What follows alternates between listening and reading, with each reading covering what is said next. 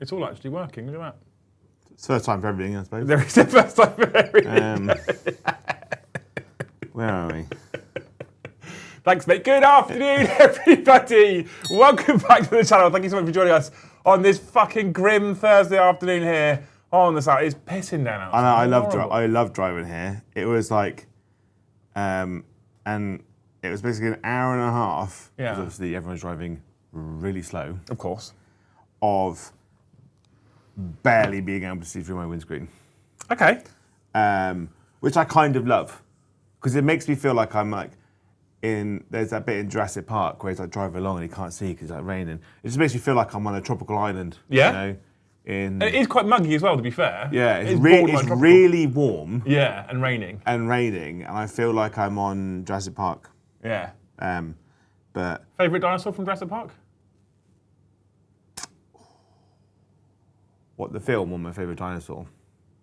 I mean, either. I think my favourite dinosaur is the Triceratops. That's a strong choice. I'm a fan of that. Yeah. But my favourite one from the movie, the first one, it has to be the T-Rex. I can't see how. I like the bit where the Diplodocus sneezes on her. Yeah. I am a big Triceratops fan as well, to be fair. I like that one. But then on the film, I like the one with the and spits at him. Yeah, it kills the fat man. Yeah, I like that one. He's well annoying as a character. He's really every time I watch that film, I'm always surprised that I forget that Samuel Jackson is in it as well. Is he? Yeah. Oh, he's in that, yeah. Smoking a fag. Yeah, he's just constantly, chain smoking. That means having a cigarette in the UK, by the way. Yeah, I had to explain that the other day. Yeah. Well, no, when I was on Look Out Sir, I said it during a podcast, and then Dan was like, "Oh, we probably need to people." We need something different in the US. Yeah. Welcome, everybody. I hope you are having a wonderful day wherever you're from. If you're tuning in from anywhere, let us know where you're tuning in from. Some people said, like, hello from America. Sometimes we do this. We don't do it very often. Some streamers do it all the time. I'd love to know where you're tuning in from on this fine Thursday. And today's stream topic is an interesting one, which we have kind of touched on quite a lot before. A fair amount before, actually. But I don't know if we've ever done an actual show about it, and even if we have, I think it's time to bring it up again, because I think our minds sometimes change based on our experiences. Now, Paddy sent me a list through, Joe, for this evening. Yeah. Yes, it was the original list he sent through to me this evening, and I laughed because I thought to myself, he's really determined for Joe to have no fun at all. Yeah. And then I got another list through from him this morning, which was entitled, Joe has approved of this one, which clearly means he had a conversation with you yesterday, and you'd been like, no, Paddy, no. Well, it was a case of like, I'm running because originally he wanted to run nights, didn't he? He did, yeah. And I'm running the new Chaos Night. So I said no to nights, because we've had a lot of nights lately. Yeah. And I said, he messaged me like, here's a night list I want to run. I was like, we have had two lots of nights from Adam and Dan in the last like 3 weeks. Yeah. And there was a couple of comments we've had about, when I talked about maybe doing Chaos Night content, where they're like, please no more nights, there's too many nights. Yeah, despite the fact that it's the new Night Codex. Yeah, but Night Codexes is one of the few codexes where I'm not really bothered about covering it. Because... Poor Night players. I mean, yeah, but there's not... I don't know. They will be missed. If I'm honest, right, there are no true Night players. Well, here's the thing as well, right? If we were to nights. cover Chaos Knights, Jay, because of the way you are, as also the person who's been painting the Chaos Knight army, what we're going to do is we're going to put probably 3 or 4 big ones on the table straight away minimum, and then people will come into the chat to watch a Chaos Knight Codex game, and they'll go, well, this isn't competitive Knights, there isn't fucking 800 armages, and then they'll leave. So...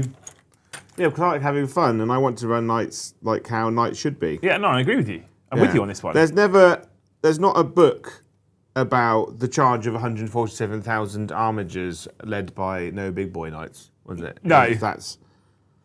That would be a cool title for a book, though. Yeah. So Paddy sent me this list through today, right? Oh my God. Tribune has upgraded to Jarl tier. Thank you, dude. What a legend. Thank you. What are you all talking about? So Paddy sent me this list through, and I'm going to read it to you now, right? And this got me thinking about today's topic. And this is no shade at Paddy's list whatsoever. Well, no, because you've complained directly at me for lists I've written that are very similar to this. Yeah. I comment on it. Complain's strong. It's just a bit like... And this is why the topic exists for today. So Paddy's list, right? Listen to this. From the top, from the app. Captain with jump pack, chaplain with jump pack, lieutenant. Oh no, this is a different list he sent me. Wait, that was the narrative list that he sent me. I'll start again. It's narrative in the sense that he's got one of each unit, apart from where he's got two of one unit. Let's see how narrative chat thinks this is, okay? 1s if you think this is narrative, 2s if you think this is not narrative, okay? Astrath, Blood Angels Captain, Captain with Jump Pack, Captain with Jump Pack, Chief Librarian Mephiston, Commander Dante, Judicar, Lamates. Then it goes Assault Intercessor Squad, Blade Guard Veteran Squad, Blade Guard Veteran Squad, Death Company Squad with Jump Packs, Death Company Squad with Jump Packs, Infiltrator Squad, Sanguinary Guard, Sanguinary Guard, Sanguinary Guard. 1s if that's narrative, 2s if it isn't. Do you know it's more narrative? 18 Sangard. And Dante, but no captains to lead them. Now, specifically, perfectly legal in 10th edition, right? Of course, because we only use legal lists here. It seems pretty categorically one direction, Joe, in the chat. There's not a one that's been shown so far. There's not narrative. It's not narrative, but it is legal. It is legal. So the question is, because they've also been talking about there's been some rules and stuff coming out, and I think there's some leaks that have existed as well from New Heresy, right?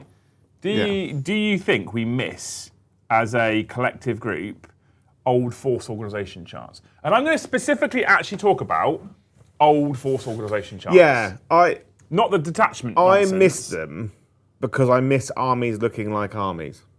Okay. Right. So for example, I'm building Pontifex Sinestra at the moment for City of Sigmar because I'm taking City of Sigmar to the Golden Ticket event next month. And when I was writing my army list and having a look at lists online, I'm like, because there is no cap on units in an army, there's no rule of 3. Mm-hmm. So you take whatever you want. So some of the lists in Old World, in AOS look a bit weird. And I was like, I want my army to look like an army. Yep. I've got a big centerpiece model in a big Manticore, a character on it. I've got Pontifex Sinestra, who's like a priest. I've got Galen and Deloria Vendence, like the witch hunters, my other officers.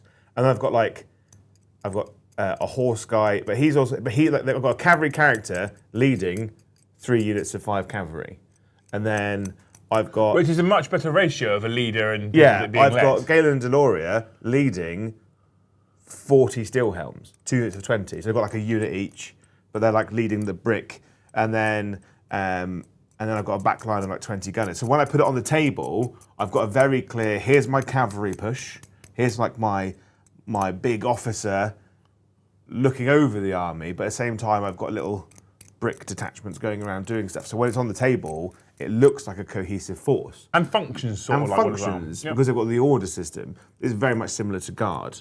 You've got 1 or 2 command squads leading lots of stuff, like 1 officer to 3 tanks, for instance. Yeah, of course.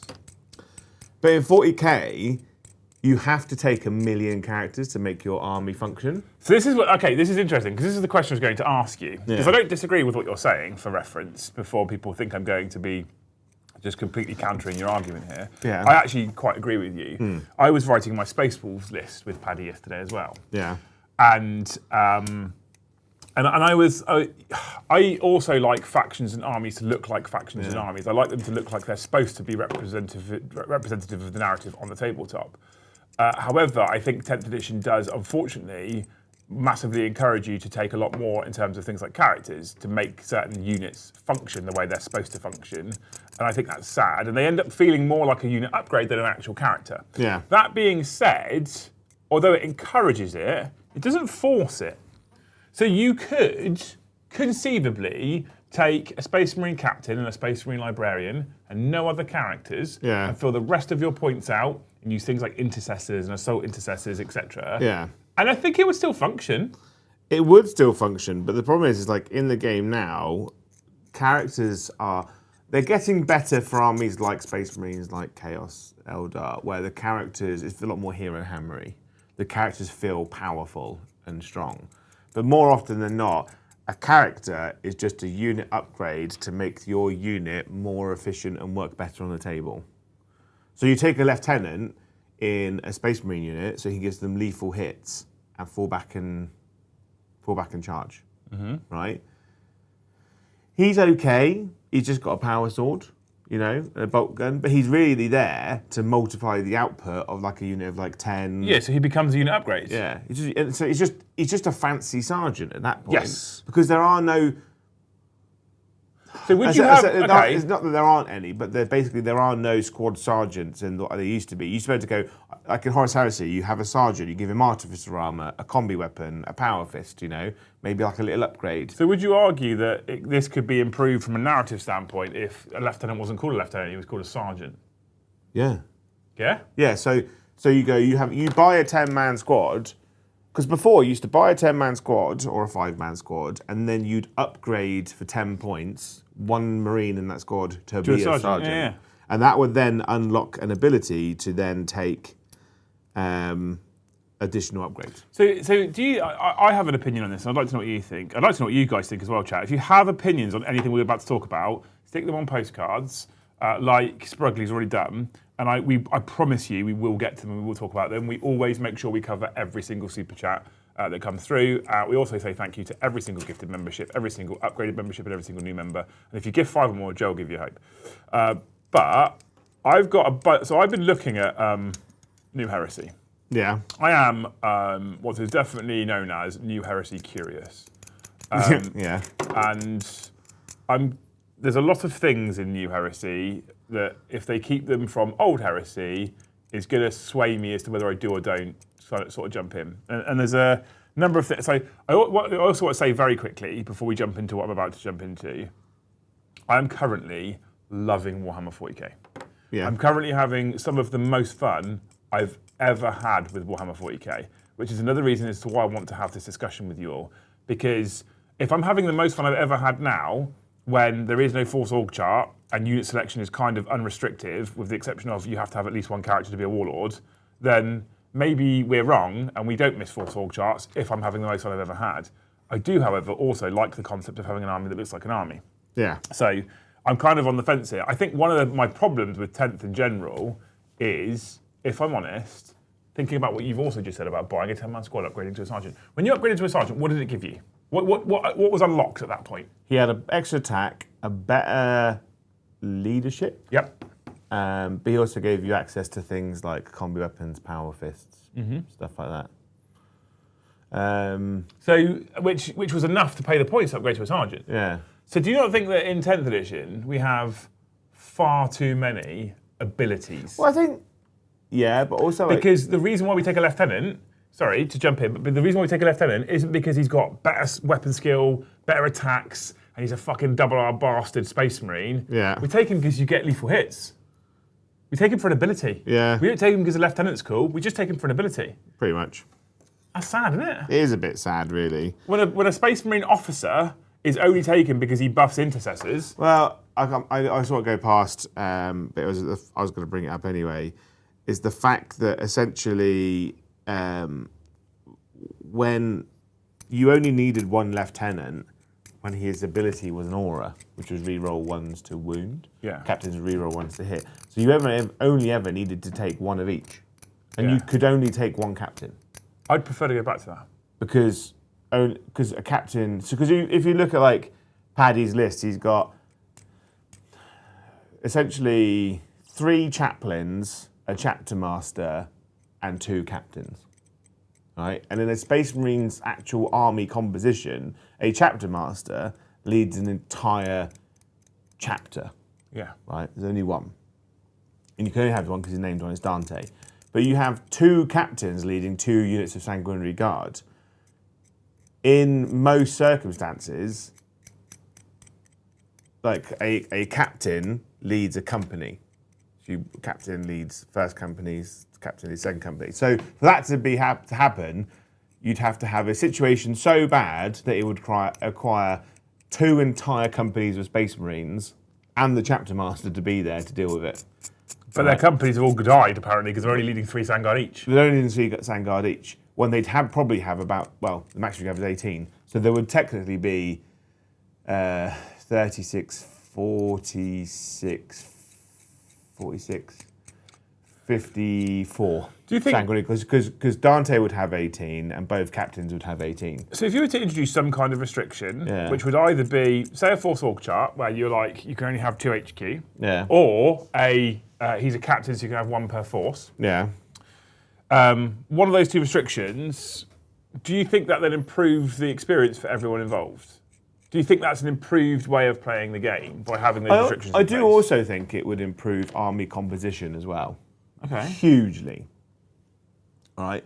Because at the moment, on average, everyone is spending 500 to 1,000 points on characters in their army.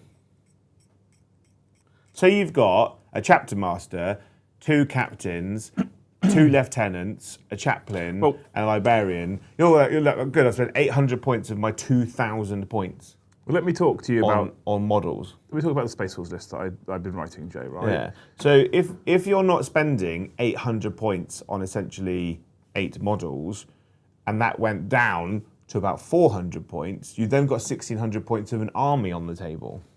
So my Space Force list that I've put together for tournament play, specifically for tournament play, I need to make this very clear, right? This isn't for the Crusade that we're playing soon, right? This is specifically for tournament play. I have Logan, Arjak, Ragnar, Bjorn, and a battle leader. Yeah. 5 characters, okay? If I add them together, 280, 370, 435, 440, it's 530 points in characters, which isn't as bad as 1,000 points, to be fair. Yeah. But it's still quite a lot, right? Now, the reason why I have these is because Logan's got Lord of Deceit. Yeah. And bring a unit in a turn higher than they can normally do, right? That's very good for 110 points. I really want that, right? Arjak gives his unit fight on death and is a double-hard bastard. He goes around clapping things. I really wanted that. Ragnar is equally good as an absolute blender, typically against things like infantry and elite infantry, and he can give the head takers advance and charge, or if I put him in blood claws, he gives them reroll wounds. Those abilities are too nice to turn down, so I really wanted to include that. Bjorn, well, he gives me a CP. Yeah. I can't not have that either. And then Battle Leader is in there because I had some points left over, and he gives sustained hits and reroll ones to a unit, and I can give him an enhancement, which makes him pretty much a double-hard bastard as well, right? Yeah. So I looked at those characters, and for the most part, I looked at the abilities, and I was like, there's none of those abilities I want to leave out. And because 10th edition, I don't have to. No. I can put them all in. In the past, you could have all these same abilities on this army and go, it's a combined arms attachment, you get 2 HQs, and I'm like, fuck, which ones do I want? Which ones do I choose? God damn it, this guy's feet are attached to his body. To the base. So I was like, I think that those choices are quite interesting and compelling, because I might come to a table and go, I've actually picked to have Logan and Arjak because I really wanted their abilities. And I might come up against another Space Force player at the same tournament who went, well, I actually went for Bjorn and Ragnar because I wanted those abilities. And then what you end up, I honestly believe you end up at tournaments with 4, 5, 6 different armies that are the same faction that then start looking differently. Yeah. Because people have to make choices. But now you don't have to make a choice. A lot of armies look the same. Well, that's what I think, anyway. Oh yeah, a lot of the time, like we say, like we've complained about it a lot, is that the every competitive Emperor Children army looks identical at the moment. Yeah. And that's not the player's fault. It's because those are realistically the only viable units to take if you want to do well and have a good time. Yeah. But the same thing is like, I suppose, like for Space Wolf players, Blood Angels players, the reasons why people collect those armies are exactly the same. Because the heart and soul of the Space Marine chapters as it is in the characters. It's the reason why I don't really like Blood Angel. I don't do Flesh Tearers anymore. It's because I don't have the character I want. Yeah, because that's what the narrative's based on, is the characters, isn't it? So I think like every Space Wolf army is going to kind of look the same because everyone really likes Space Wolf characters. But then it's forcing it. Then the characters dictate the shape of your army. Which is what I'm saying. If you went down to the restriction of, because if you go to the restriction of you can have 1 captain in your army and you can have 2 lieutenants, Well, guess what? It doesn't actually really change my list at all. No. Because those name characters, unless they end up giving them keywords to make them sort of fit that system, I can still take multiple characters in an army, 500-600 points worth of characters. I can still get away with doing that. But if you went to the combined arms route of saying you can only have 2 characters in a 1750 point army like it used to be, or a 2000 point army as it is now, I'm then looking at my shelf that might have all the characters on it and going, I can only take 2, which ones am I taking today? And I think you're right. I honestly believe at the same time that if I went down the route of going, well, I'm going to take Logan and I'm going to take Arjak, that shapes my force 100%. Oh, definitely. You're not taking Terminators, are you? No. But then at the same time, another person chooses Bjorn and Ragnar, that's going to shape their list. And I think we end up with more list variety simply because you can't have all your cake and eat it at the same time. And there's other systems that have existed for the longest time. And what I find quite interesting is, I would argue AOS has done a good job of going, it's a free-for-all system, but there is structure in place still. Yeah, like you pick, your army is made up of multiple battalion detachments. Would you like to see the AOS detachment rules in 40k? Yeah. So, for example, I'm sticking on Space Force at the moment because this is my current obsession. I don't know if you guys are aware. But for example, in your first battalion, you choose Logan. He unlocks in that battalion Wolfguard Terminators, maybe Head Takers, Assault Terminators, etc. But what you can't fit in there is, I don't know, jump pack instances, right? Yeah. And then your next attachment, where you want to take vehicle heavy, okay, you're going to need a Wolf Priest or no, a Rune Priest. Yeah, Iron Priest? Iron Priest, thank you, that's the one. You're right, Iron Priest, right? And that's how you get your tanks. So if you don't take an Iron Priest, you can't take any tanks. Yeah, it used to be that, it used to be like a weird Master of the Army rule. So if you wanted to take a Forge World Relic tank, so it was like the Relic Demos Predator, right? You had to take a Tech Priest because he's like the guardian of that relic. It's his job to look after it. And then if you wanted any more of those relic things, you'd then have to take more Tech Marine to look after them, essentially. Alistair says, lots of characters creates lots of opportunities for the opponents to score. Not really. Not really. You could take Assassinate against it, you can, but I don't think it doesn't necessarily mean you've got a fixed secondary which is really compelling. Yeah. God, this guy's fucking massive. Oh, I've missed in old secondary scoring, it used to be, I don't want to be giving away Assassinate, I don't want to be giving away this, and now we don't really care as much anymore. No, and I think like, because Assassinate is only capped at 1 character on tactical, most people don't mind. But then Games Workshop are also doing things to force you to take lots of characters. So the Blood Angels detachment is literally your unit only gets a benefit in the detachment rule if you have a character in your unit. Which is interesting. And everyone takes the exact same thing, which is fallback, shoot and charge, reroll 1 to hit, reroll 1 to wound. Which interestingly, with Paddy's character army that he's bringing tonight, he's not running that detachment. Yeah. And then, like the Liberius Conclave, right? Your units only gain certain abilities if there's a Librarian in the unit, which I like the idea of because there are often multiple Librarians in an army sometimes. In the ecosystem that we're operating in, where you can take whatever you want, I do quite like those detachments for the most part, but they're not all created equally. And some will tell you that you only get a benefit if your custodians are stood near Sisters of Silence. And guess what? Sisters of Silence are really fucking easy to kill. Yeah. So you're like, cool, turn 1 and 2, my opponent kills all my Sisters of Silence, I don't get my detachment bonus anymore, which means you don't see that detachment. So in theory, narratively, the detachment's really cool, but you don't see it. It's like why I'm a bit flip-floppy when it comes to transport-based detachments, where your unit gets better if it gets out of a transport, for instance. But more often than not, you have to pay a very heavy tax on that transport just to get a minor buff. But then that 80 to 100 point transport gets blown up, you've got no army benefit as well. And I think with transport detachments, you also have to kind of look at them like, this is for a turn 1-2 bonus, and then I don't get a bonus for the rest of the game, so is it worth it? Or sometimes you don't get the bonus turn 1, you disembark turn 2, get the bonus, then turn 3 have to get back in the transport, and then get your maybe rule again if your opponent then hasn't blown up your transport. Yeah. It's an odd one. This guy's fucking massive. He's a big old unit, isn't he? Absolutely, yeah. He's a bit Hodor. Hodor. He's Hodor carrying a Hodor. When's 11th coming out? It'll probably be about this time next year, mate. Yeah. We are 2 years in, and we still don't have all the codexes. 40k's on a 3-year cycle. Heresy, I think, will now be on a 3-year cycle. AOS is on a 3-year cycle. But there's also... And 40k and AOS are currently on a 3-year cycle, that's definite. Yeah. I kind of want it back. It's a weird one, right? Because I feel like... Do you think that part of the problem is people's inability to self-police? Yeah, but also like tournament-wise, people are always going to want to just bring the best. Yeah, they right? And by taking whatever you want, you end up with these weird lists of just mental shit.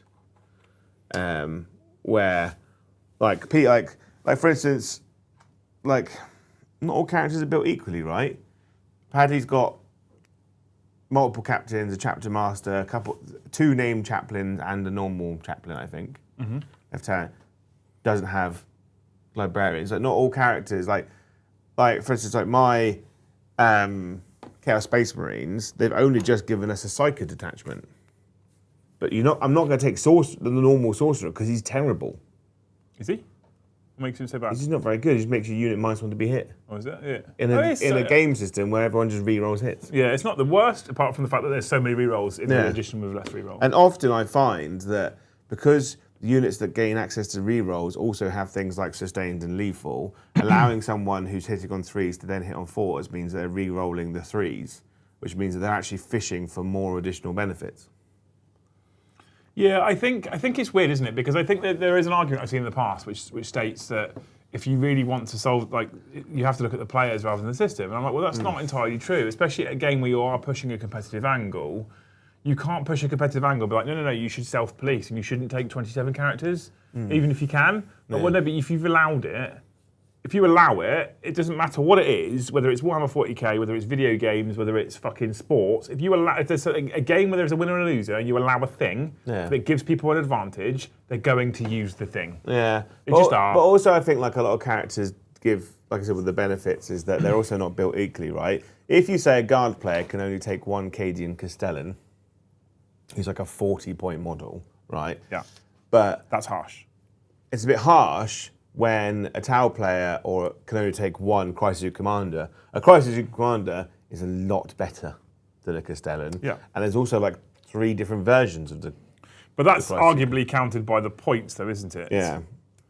So the points of a Cadian Castellan, logically, should directly correlate to the points of the Commander if the Commander is a bit mental. But then I think, like, I really like the concept of the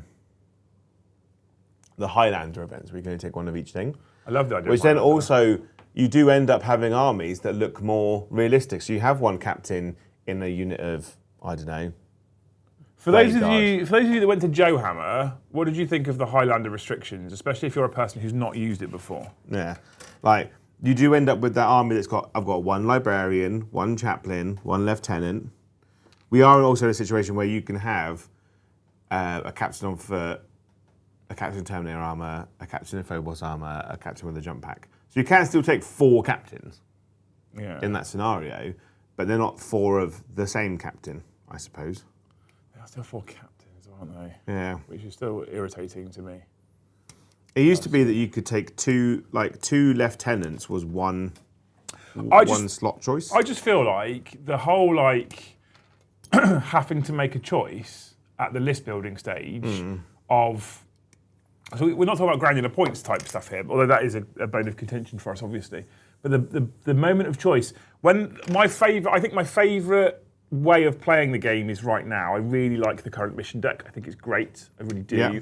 I like the core mechanics and how the majority of the game works.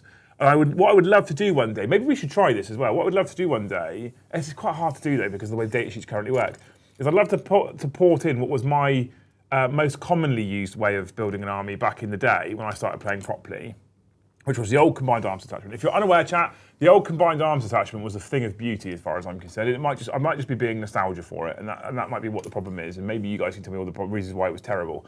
But you had a single HQ choice. You had to take without doubt, 1 HQ choice, which was a character unit in modern day 10th edition terms, and 2 troops choices. And in the old days, everything was described by, because I'm aware some people come and join us in 10th edition, they won't be aware of this.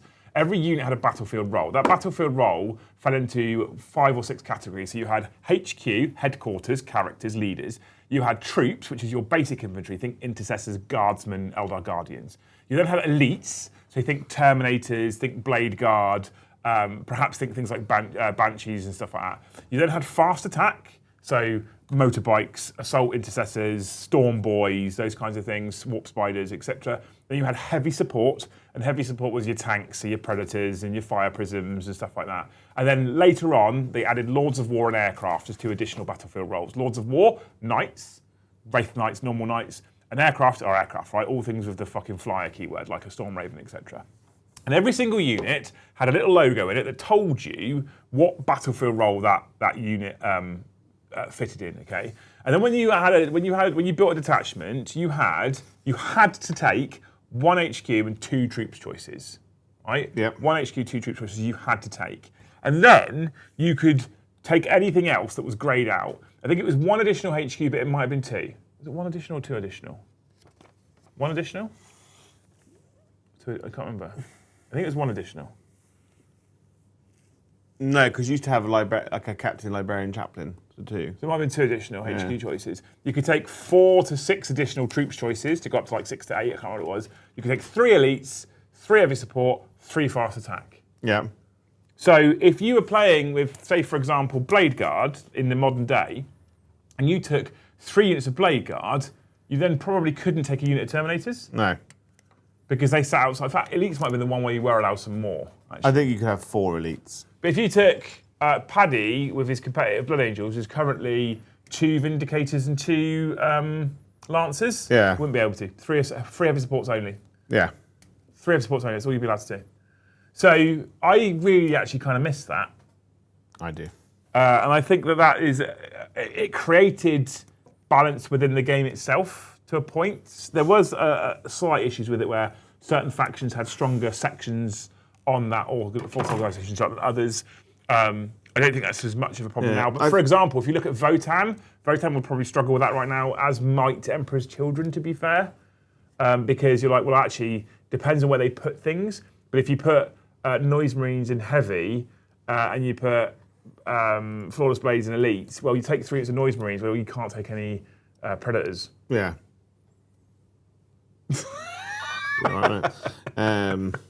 But I really miss it. I genuinely. I mean, if you're really miss taking it. 3 Demon Princes, you can't take Lord Cacophonist, you can't take Lucius, you can't take Exactly. any of the other stuff. It's a weird one. But then also some armies, like, look at Custodes, right? If you said Custodes can only take 1 captain, their army just doesn't function. So this is why I'm like, don't take 1 captain, just limit the number of HQ choices. Go back to those. I want to go back to those logos. I want to go back to those battlefield roles. Yeah. I want to go back to troops, elites, heavy support. And there was things where, and you could do shit, right? And here's where I would go. I'm going to get excited now. Here's where I would go, and I'm not a rules designer, so there's probably lots of reasons why I don't do this. But here's where I would go. So you take, say you limit 3 elites, 3 heavy support, 3 fast attack, but you take Logan Grimnar as your warlord. At that point, you go, you could actually take an additional 2 elites choices, for example, in your army, because you've got, or 1 elites choice additional because you've got Logan Grimnar's personal bodyguard. Well, yeah. Well, it used to be that. It used to be like if you took a captain with a jump pack, like assault marines became troops. I miss that legitimately, and so there's a point where you can go, because what used to not exist as well back in these days was that you didn't have the rule of 3 anywhere, because you only could take 3 elites, 3 heavy support anyway. So what you could do is you could say Logan Grimnar is your warlord. You can take an additional elites choice in your detachment. Which would be his personal Wolfguard Terminators. Yeah. Well, guess what? You've now got 4 elites choices. You could run 4 units of Terminators because you can, because you're taking Logan as your warlord. That sort of shit. If you take Dante, well, assault intercessors become, or assault intercessors with jump packs become a troops choice. Yeah. Like that kind of shit. I really miss it. Yeah. And then that then further dictates the way your army looks, because you're going, well, I've actually taken a character that unlocks a thing. It would make sense to me to make use of that thing. I might as well make use of assault intercessors being troops choices. I used to be, if you took certain stuff of Eldar, it meant Wind Riders were troops choices or whatever, and they were able to go and take it. It was, I miss it so much. But I think that there was nonsense back in that edition. I used to say I miss 7th edition. I think for the most part, what I miss from 7th edition is I miss armor facings, I miss firing arcs, I miss blast and flamer templates, and I miss unit composition, and that's about it. Yeah. I kind of miss initiative and weapon skill. Yeah. So just play heresy. Yeah, because I don't miss things like invisibility on a Wraith Knight. No, because that was dumb. That was fucking. And I don't miss D weapons ever because that was dumb. Although D weapons sort of exist now with dev wounds. Not as bad though. I don't feel like. Not as bad now. No, not as bad now. Yeah, they were mental. So that I think I really missed that Force Org way of playing. And yeah, this is what you've just said to play Heresy. This is why I'm strongly looking at playing New Heresy from that nostalgia perspective. Playing a game that's up to date, kept up to date, and managed that actually has all the things that I really kind of miss. I think is definitely something I'm interested in. I just realised this person's going to have to be in a horrific level of sub-assemblies. To paint. Yeah. I thought you weren't a particular sub-assembly person. I love sub-assemblies. I thought you would stick as much on as possible. Yeah, but you got to think, right? These guys are in beigey robes, so that's fine. But they're carrying a giant fucking wooden howdah. Like a big throny chair thing. And she's in like creamy robes in the middle of it. So it'd be easier to paint the big wooden thing separately. Yeah, okay, I'm into it. I'm here for it. We're going to jump into chat in a moment, people, and talk about what you think. We are currently on 15 of the finest new members. The best way of supporting us is with memberships, as always. Put your members in us.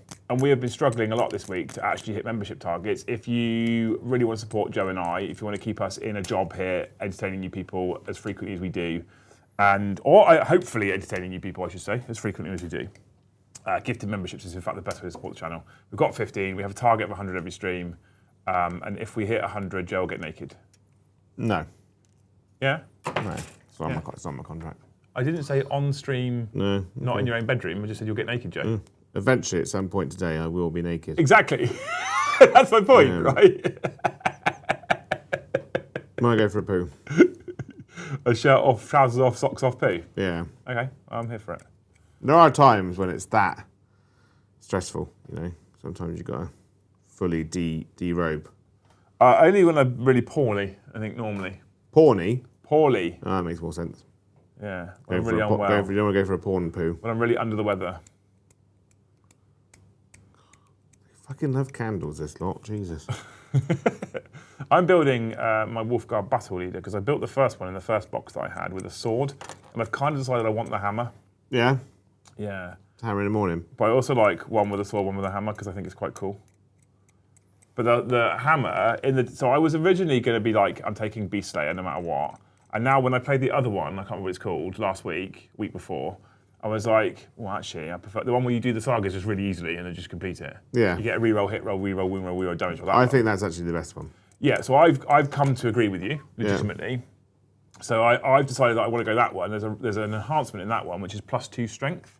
And if that bearer's unit completes one of the sagas, you get +1 damage. So you put that on a Thunder Hammer on a Wolfguard Battle Leader, he goes to 5 attacks at strength 10 -2, and if he completes a saga, flat 3 damage. Jesus. It's nice, isn't it? It's decent. So I decided I want the hammer, which means I have the one at home with the sword built, and I want to now get this one built. But cleaning up the mould lines in this light is actually quite difficult.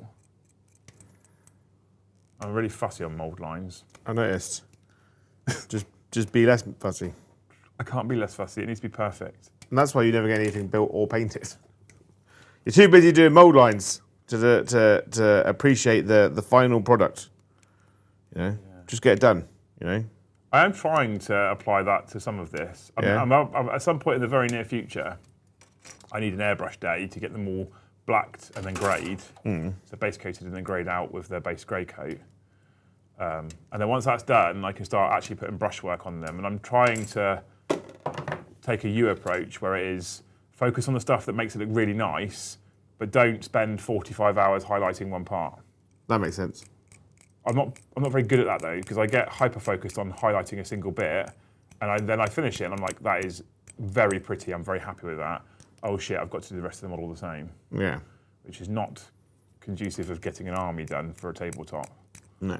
You've got to just remember that when you're painting for a tabletop. I've also got to remember that most people just aren't that good at painting. They're not bad, but they're not like tournament winning good at painting. Yeah, so and you're one of those. Is that what you're saying? No, what I'm saying is I don't have to try and compete with the tournament level painters. What I mean by that is the people that are literally painting to compete in painting competitions. Yeah. I don't have to compete with those people. I just have to paint to a standard where it looks nice on a tabletop. Because I also don't want to do the fucking terrible job and your opponent stands opposite and you goes, did you even try? Yeah.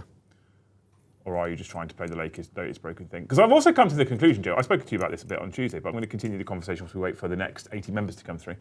I've also come to the conclusion with a bit more reading, after doing a little bit of playing, I actually think Space Wolves are pretty fucking good. Yeah, all right. I don't think they're like insane Thousand Suns broken good.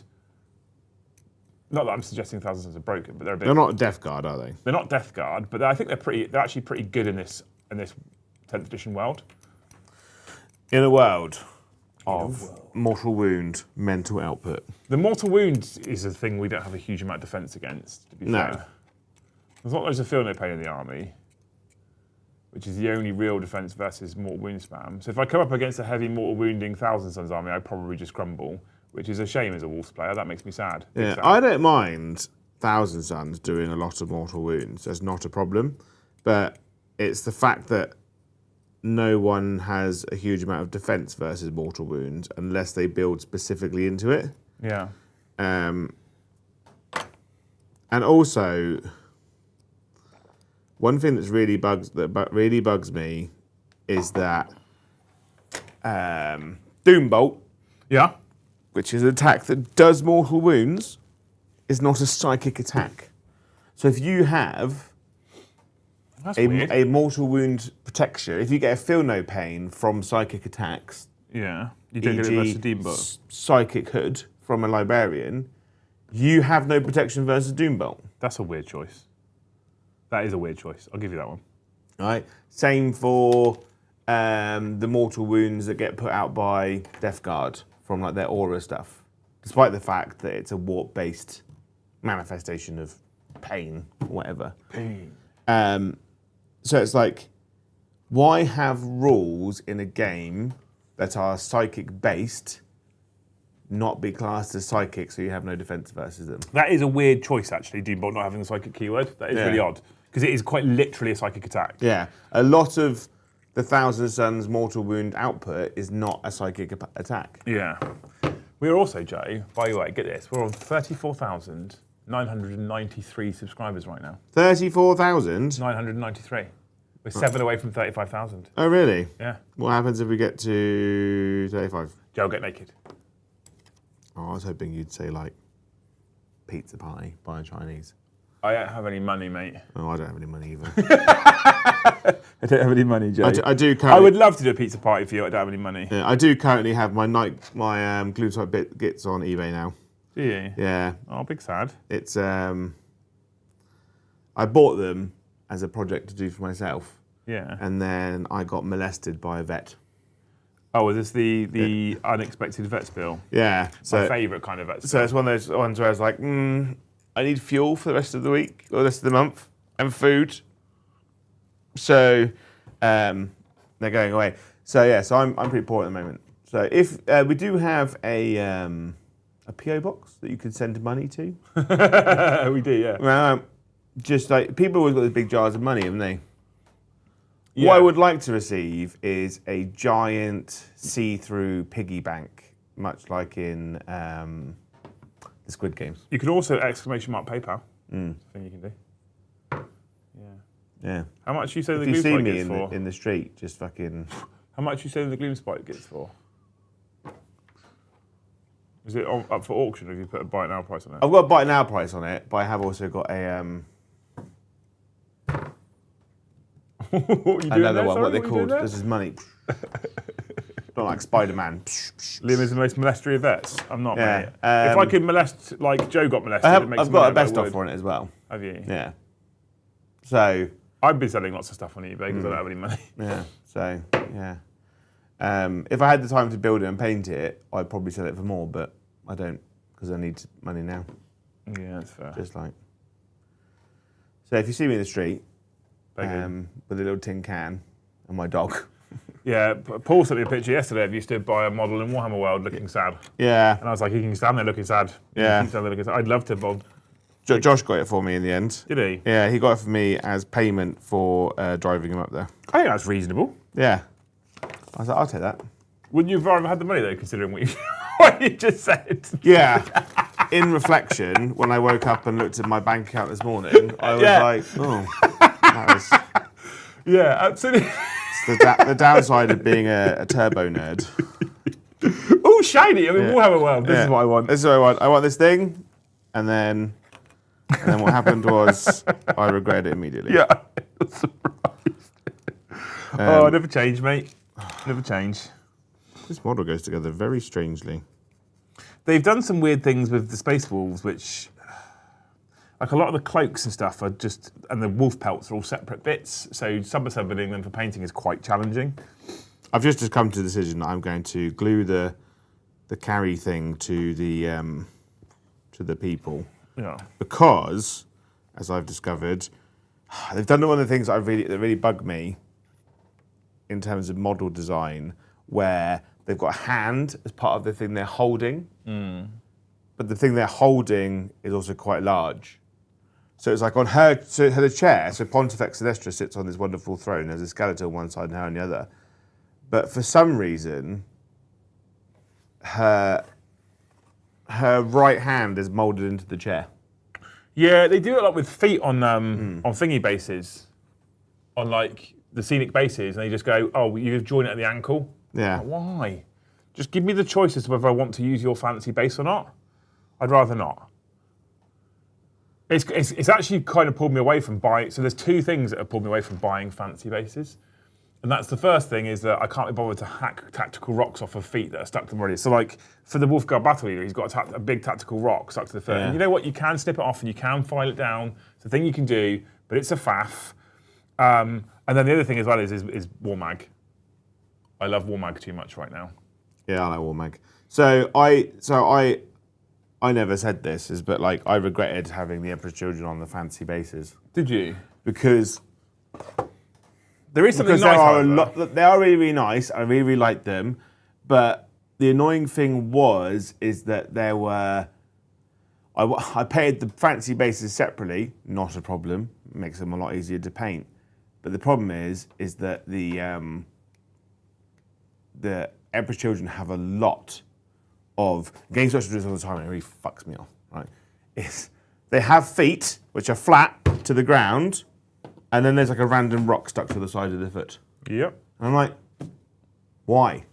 We have stones. Stones exist. Why? It's because they don't want you to fucking put them on fancy bases. So, or there's like a 2 mil rock that their foot's on, so they've got a slight rise on one side, which is not a problem until you have to colour match it to the base that you're trying to stick it to. Or you cut it, hack it off, and then hope that the base that you're trying to glue it to has a rock in the right position to put it on.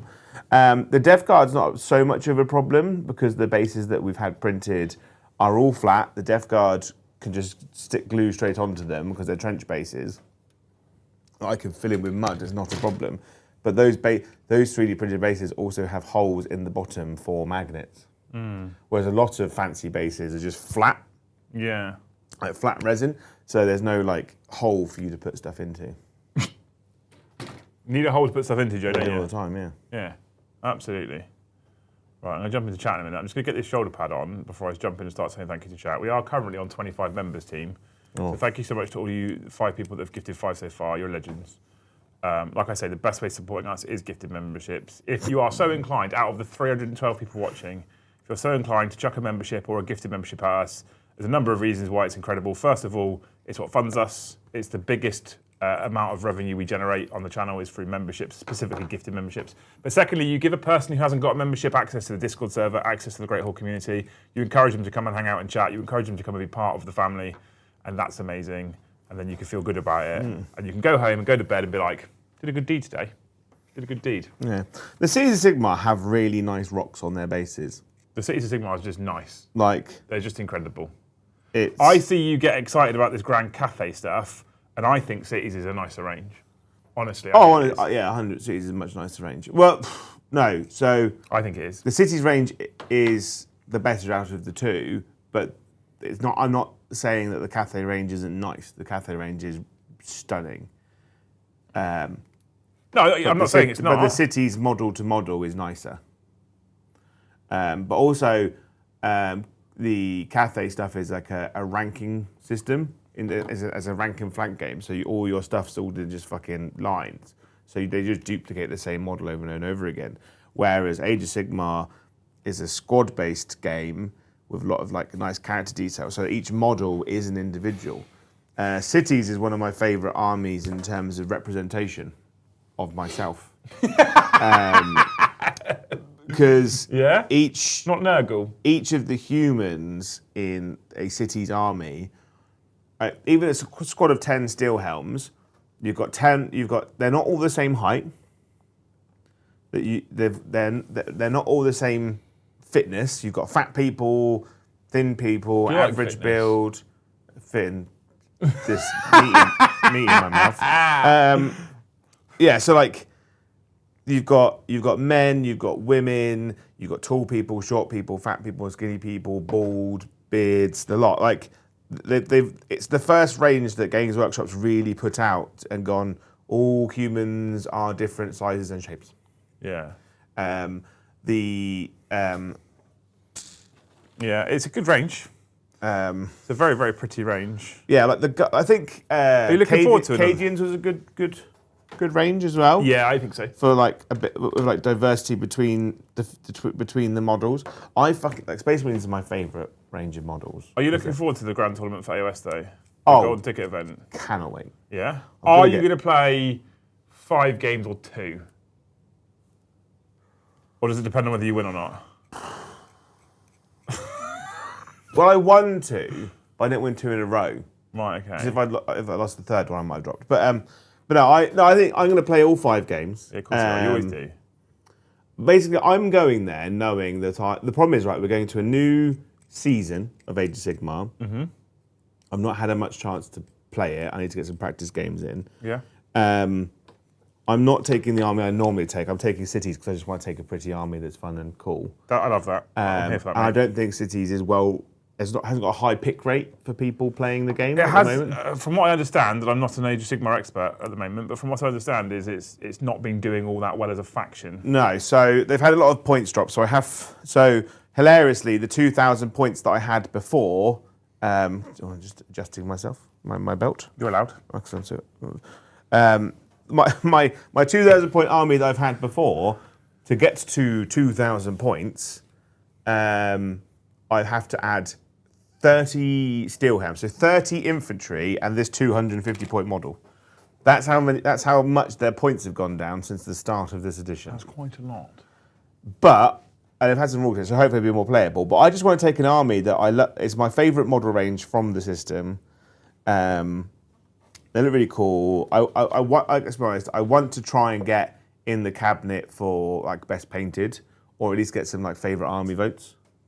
And my goal basically on the weekend is have 5 really fun games, which I'll probably lose all of them. Probably have some beers. Okay. With my opponent. Yep. The things I really like about Warhammer World events, and I've noticed this a lot more, is people chill the fuck out. Well, most people do. I think the environment that you're in tends to make people a lot more relaxed. Most people chill the fuck out, Joe. And I noticed it quite a lot. He's poking the bear, aren't you? Yeah, I noticed it a lot where the amount of times people lost their games. I went straight home.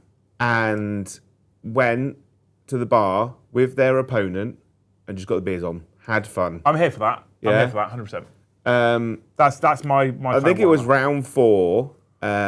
Boris, who came second with Emperor's Children. Was he invincible? He was not invincible. Do you get the reference? I did. It's from GoldenEye. I love you.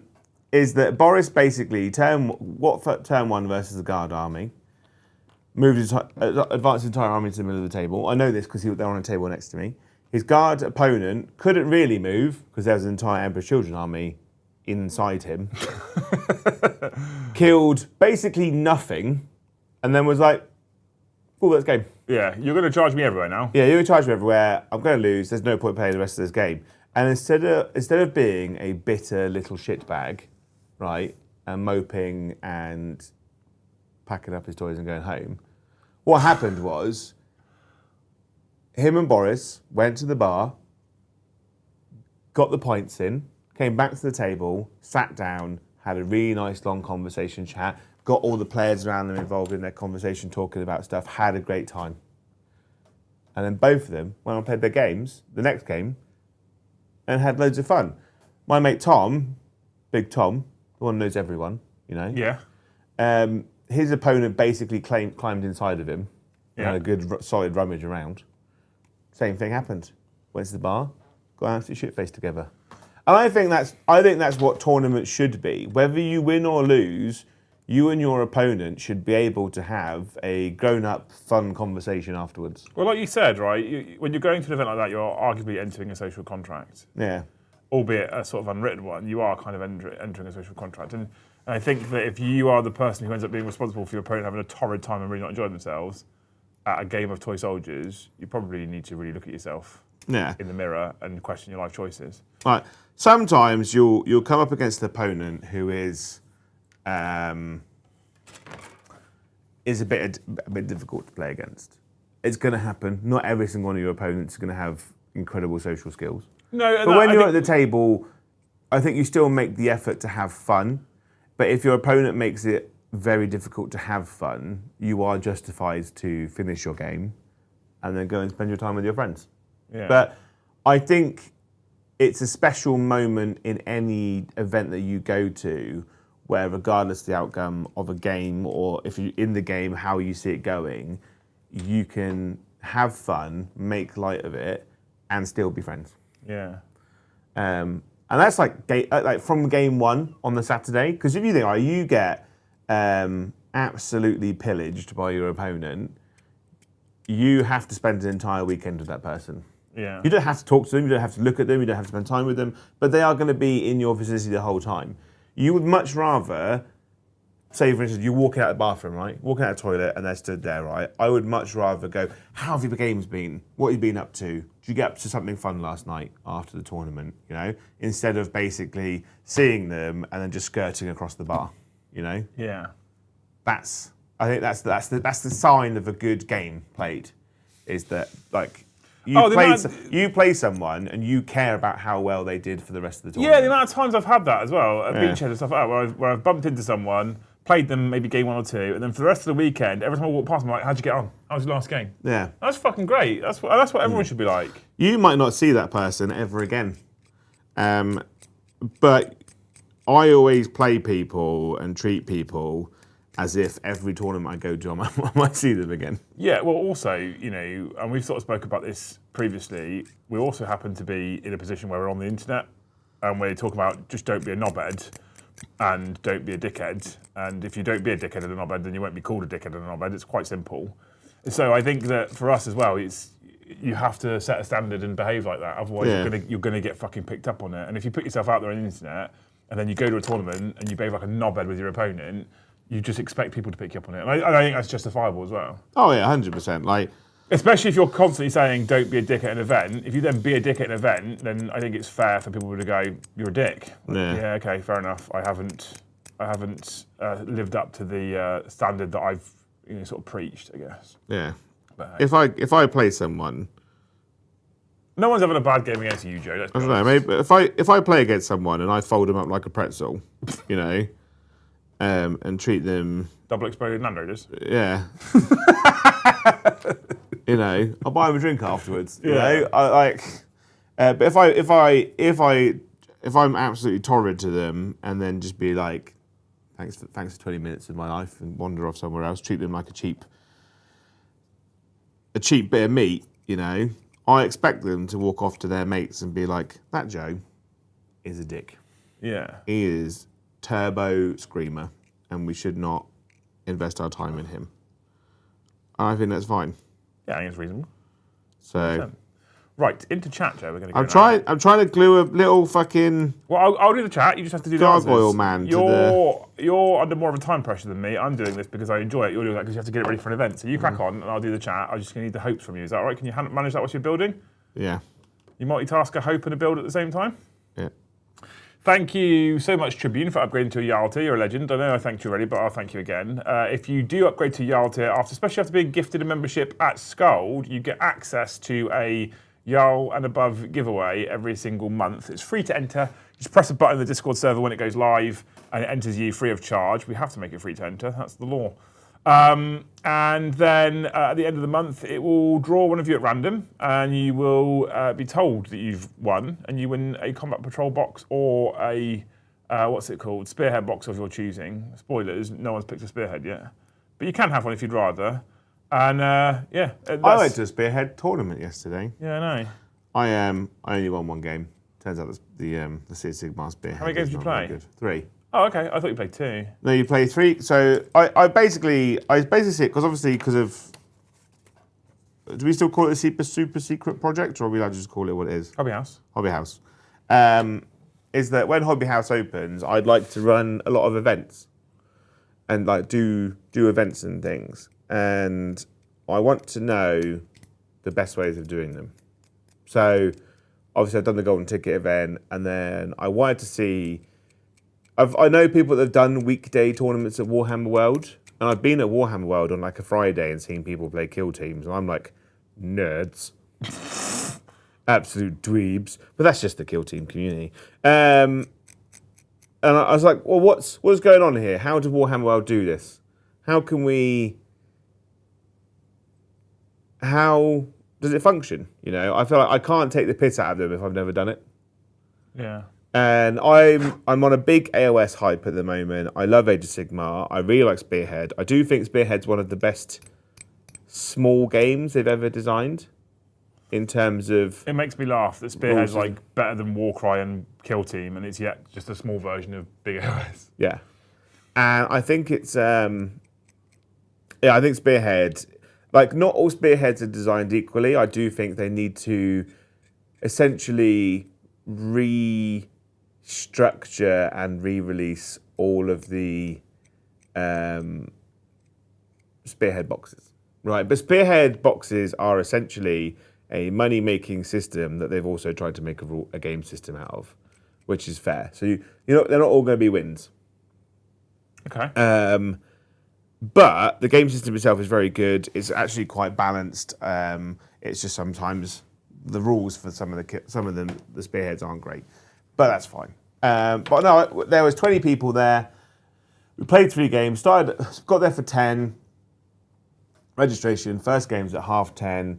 Each round is an hour and a half. You have an hour for lunch in the middle. Half an hour between rounds 2 and 3. After that, you have the little award ceremony, and you go home. Done by 5. Banging. There was a first, second, third awards. There was a best painted first, second, third. And there was a favourite player one as well. So there's still like 7 prizes they give away. That's quite in terms of medals. You don't get the big statues, but you get a little medal to take home. Josh came both second in the event and second in best painted. So he went away with stuff. I said to him, I want as many medals as I can get hold of. Yeah. So I could be Even like, if you steal them. So I could be like that guy from The Death of Stalin, just walk around with an entire chest of medals and a big trench coat. Yeah. And I think I think it's really, really good. And I like the concept of running weekday events at Hobby House. Because there was 20 people, that's 10 tables. If you've got 20 tables here, 20 other people can come and just play random games. I'm not against it as a concept, but it depends on whether we actually manage to sell tickets to it or not, obviously. I mean, it's sold out really but it's quickly. also Warhammer World. Yeah, but we've got Titus and Abaddon. With an extra train station, technically easier to get to than Warhammer World. Are we? Well, yeah, because you don't have to walk from a train station. Depends where you're coming from, Jay. Because Same for Warhammer World. World's the bonus of being in Nottingham, so it's in the middle of the country. Yeah, but It's the same situation Look, if I was driving from Nottingham I'm to not here. shitting on it. I just, at this point, when we open the business, I think it's a good idea. You just don't want to make money. You want to have fun. I think it's a very good idea. I just think when we open the business, we don't want to be putting tons of money into running an event that might have 3 people. Yeah, but you don't do it again. It's worth trying. No, absolutely. I think it's worth trying. 100%. Yeah. Sprugly, thank you for the $5. Liam and Joe show, let's fucking go. Tuning in from Wisbeach, East Anglia. And yes, I wish we had the Force organisation chart back. Hoping for old combined arms detachment in 11th. I don't feel like we're going back there. Where? Combined? Combined arms detachment, yeah. I would like us to, but I don't think we are. I don't think we'll go back. I think Games Workshop have learned that if you give people loads and loads of variety, they will buy loads and loads of shit from you. And I think they want to keep that that going. Yeah. You know, they want that party to keep rocking. They do. I can glue this on here, and I don't have to glue her in. Oh, well done, Games Workshop. I think you thought about that. I thought you were just criticising them. I know, but I've changed my mind. You're retracting that previous statement, aren't you? Yeah, I'd like to see it back. I would, but I don't think we are going to see it back. I think we just kind of need to accept that. But I think that some form of restriction is kind of beneficial, if I'm honest with you.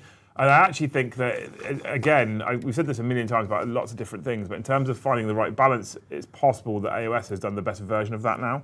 To be like, you can have whatever you want, but there are restrictions in place at the same time. Yeah. I don't know. Maybe I am a bit drunk there, and it wouldn't work for 40k at all. But I think it'd be interesting to see if it could be implemented. That's a really nice little model, isn't it? And there's no fat on this in the sense that there's only 2 heads left over. There's 4 head options for a little carry man, but otherwise all gone. You can't really use his heads for anything else though, sadly. Thank you so much, Cray, for the 5 gifts and memberships. Thank you, Cray. I hope that you win a weekend course on making cocktails. Do you like a cocktail, Jay? Only the really fruity ones. Like, I like a mojito. Yeah. I like a, what's the one I had before? It's the cherry Bakewell one.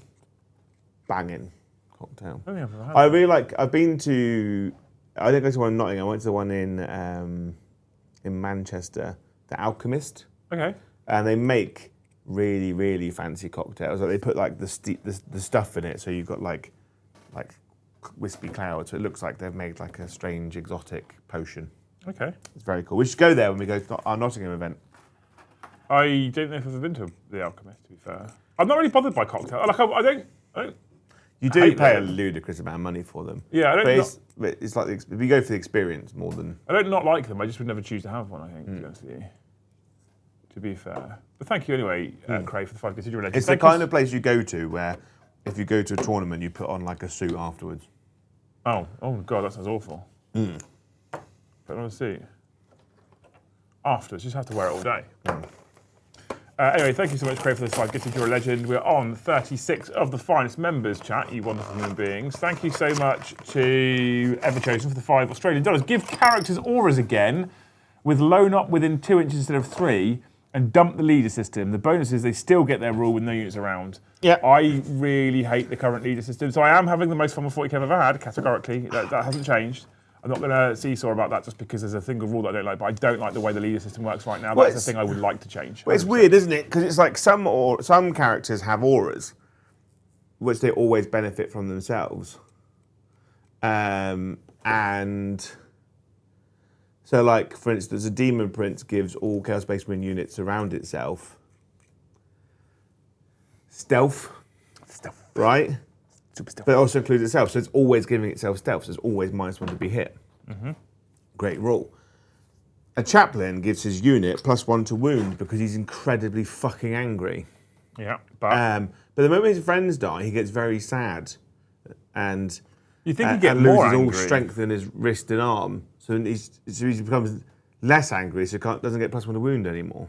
The wild being led stuff is nonsensical. Yeah, I hate it's it. like lieutenants give their unit lethal, like in combat, because they're consummate swordsmen, you know, at fighting.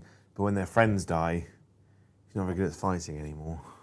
Yeah, you think they get better at fighting. Like it almost feels like just logically speaking, and it wouldn't work from this wouldn't work from a rules perspective or a game perspective. But it almost feels like logically speaking, Chaplain gives the unit +1 to wound, and when the unit he's leading dies, he goes to +2 to wound because he's now really fucking angry. Yeah. Or Lieutenant gives the unit lethal hits, and when his unit dies, his lethal hits go to 5+ because he's really fucking sad and annoyed. That sort of shit is where it probably should be. And it's like, I do think... You don't. Where's number 2 on here? Where is number 2? Who does number 2 work for? So sanguinary priests are apothecaries, and they give the one unit that they can fucking join. There's not a very long list of units that a sanguinary priest can join. A feel no pain. But all other apothecaries do different things. So like the normal on-foot apothecary puts a model back in his unit, but but for some reason the one in Gravis armor doesn't, and he gives his unit lethal hits. So he's basically a lieutenant. And it's like, just make all apothecary-based people the same. The Resident Remnant says the leader system is fine as it is. The issue is the dumbass while leading unit stipulation without any non-leading alternative. So I agree with the second part of that there is an issue with the dumbass while leading a unit stipulation. From a narrative perspective, I don't agree with the first one that it's fine as it is, because like if a captain, for example, is well renowned for spurring a unit on, or spurring his troops on, I should say. Yeah. It's weird that he's in a unit of Blade Guard and he's spurring them on to be better. And then there's another unit of Blade Guard stood right next to him that are less inspired. Yeah. Despite the fact that he's right next to them. They're very bitter that he didn't join them. Yeah. And it doesn't make sense. And like... From a functioning perspective, I agree with you, Ramdrinker, to be fair. But from a narrative perspective, it doesn't kind of make sense in my mind. And it's like... they've put it into Death Guard, a 1 CP stratagem, that if a character's unit has died, he can join another character. In one specific detachment, though? In one specific detachment. That should either just be a rule that if a character's unit dies, he can join a unit that doesn't have a character in it already, or it is a 1 CP universal stratagem. It should be a universal strat. 100% should be a universal strat, that one. Yeah. Without doubt. Absolutely agree. Like, Universal strat. It should be, because, right, so for instance, like, if you kill all of Abaddon's bodyguards, not that you need to, because most units can just precision him out because he's wet as fucking paper. It's not bitter about it at all. He should be able to be like, you guys, I'm the fucking, like, war master of all chaos. I'm joining you now. Yeah, you will accept He should me. have the ability to push other characters out of the unit. Right? It's like, fuck off. Yeah. I'm in charge now. But no. Joe's not bitter about that at all. Thank you so much, War Boss Benny, for the $5. Not to be that boy, but you can still make your army look like an army. The 10th of list building doesn't stop you. Yeah, this is what I was talking about people like self-policing. And I think like when it comes to when Joe and I do the Space Wolves Crusade, with whatever faction he's chosen, because I think you've changed like 3 times. Whenever we get to doing that at some point in the very near future, I think that what I'm going to aim to do, and I'd like to encourage Joe to do as well, is a lot of self-policing. And I agree with you on that one. So like when it comes to running that Crusade attachment, what I'm going to do is I'm not going to have the first unit I make be Logan Grimnar and 5 Wolfguard Terminators. Yeah. That's insane, right? To make the Crusade narrative, the first thing I'm going to do is I'm going to need a character, so it'll be a Wolfguard battle leader because it's the only non-named character in the Codex, with the exception of the priest. And I'm going to need probably a unit of basic infantry like Grey Hunters. No, I think so. Because that's a narrative start. If I do Iron Warriors, Night Lords, or Word Bearers, the benefit is they have no named characters. Yeah. But so we're going to be a bit self-policing there. So you are correct that it is down to players to go, I want to make a narrative list, or we want to have a narrative game. How do we make narrative lists? How do we make narrative games? Yeah. That 100%, that is down to the players, and I agree with you there. However, when you're going to a GT or a tournament or an event, and I say the word event because sometimes these events aren't ITC points, but they are still 5 games as a first place, right? At which point, you can choose. Josh did it. Josh went to a tabletop tactics event with 100 Space Marines. Yeah. He took a demi company or something. He took an entire battle company. Yeah, right. He took a narrative battle company of Space Marines to an event, because he's a fucking hero. Yeah. And And he still won all 3 games. Yeah. So you can do it, but like if you're coming up against one of the super turbo broken detachments that exist, where they spam all the characters and they spam all these units and they don't look like what a normal army looks like, you're probably going to lose. And so then it gets to the point where, do I want to? How important is me building a narrative faction to me versus me having a good time at the event? Because I don't care what anyone says. Part of having a good time is having a potential to win. Yeah. You don't have to win every game to have a good time, but having the potential to win, I think, is important. I actually think that one of the best things that can happen to you at a tournament is to lose early. Takes pressure off. It takes all the pressure off. You're like, cool, I'm not here to win anymore. Yep. You know, so like I won my first game at the Golden Ticket. I'm like, ooh, I could go all the way. I'd win my first game at the Golden Ticket event and still be like, not a chance. And I'm like, well, oh no, but I always I'm not going to fucking win it. Have a fucking brain check. But you just go, you know, that's 1 down, 4 to go, and then I got fully flat packed in my second game, and I'm like, cool, time to relax, time to, and I'm like, cool, I'm just here to have fun now. Yeah. I mean, I'm here to have fun the whole time, but you know, you're like, I don't have to play in a certain way to try and win my games anymore. Yeah, and you stayed. Well done. Yeah. So I think that's the most important. There's a tiny tree on this base, and it's a real fiddly bastard. Ooh, you bastard. I've come to you're going to hate me for this. Yeah. But I've come to the conclusion I can't really be bothered with kit bashing head takers, so they all look different. So even though there's 3 unique poses, I'm just going to have duplicates and use different heads. That's absolutely fine. I won't judge you, but the people on the internet will. They can judge me all they want.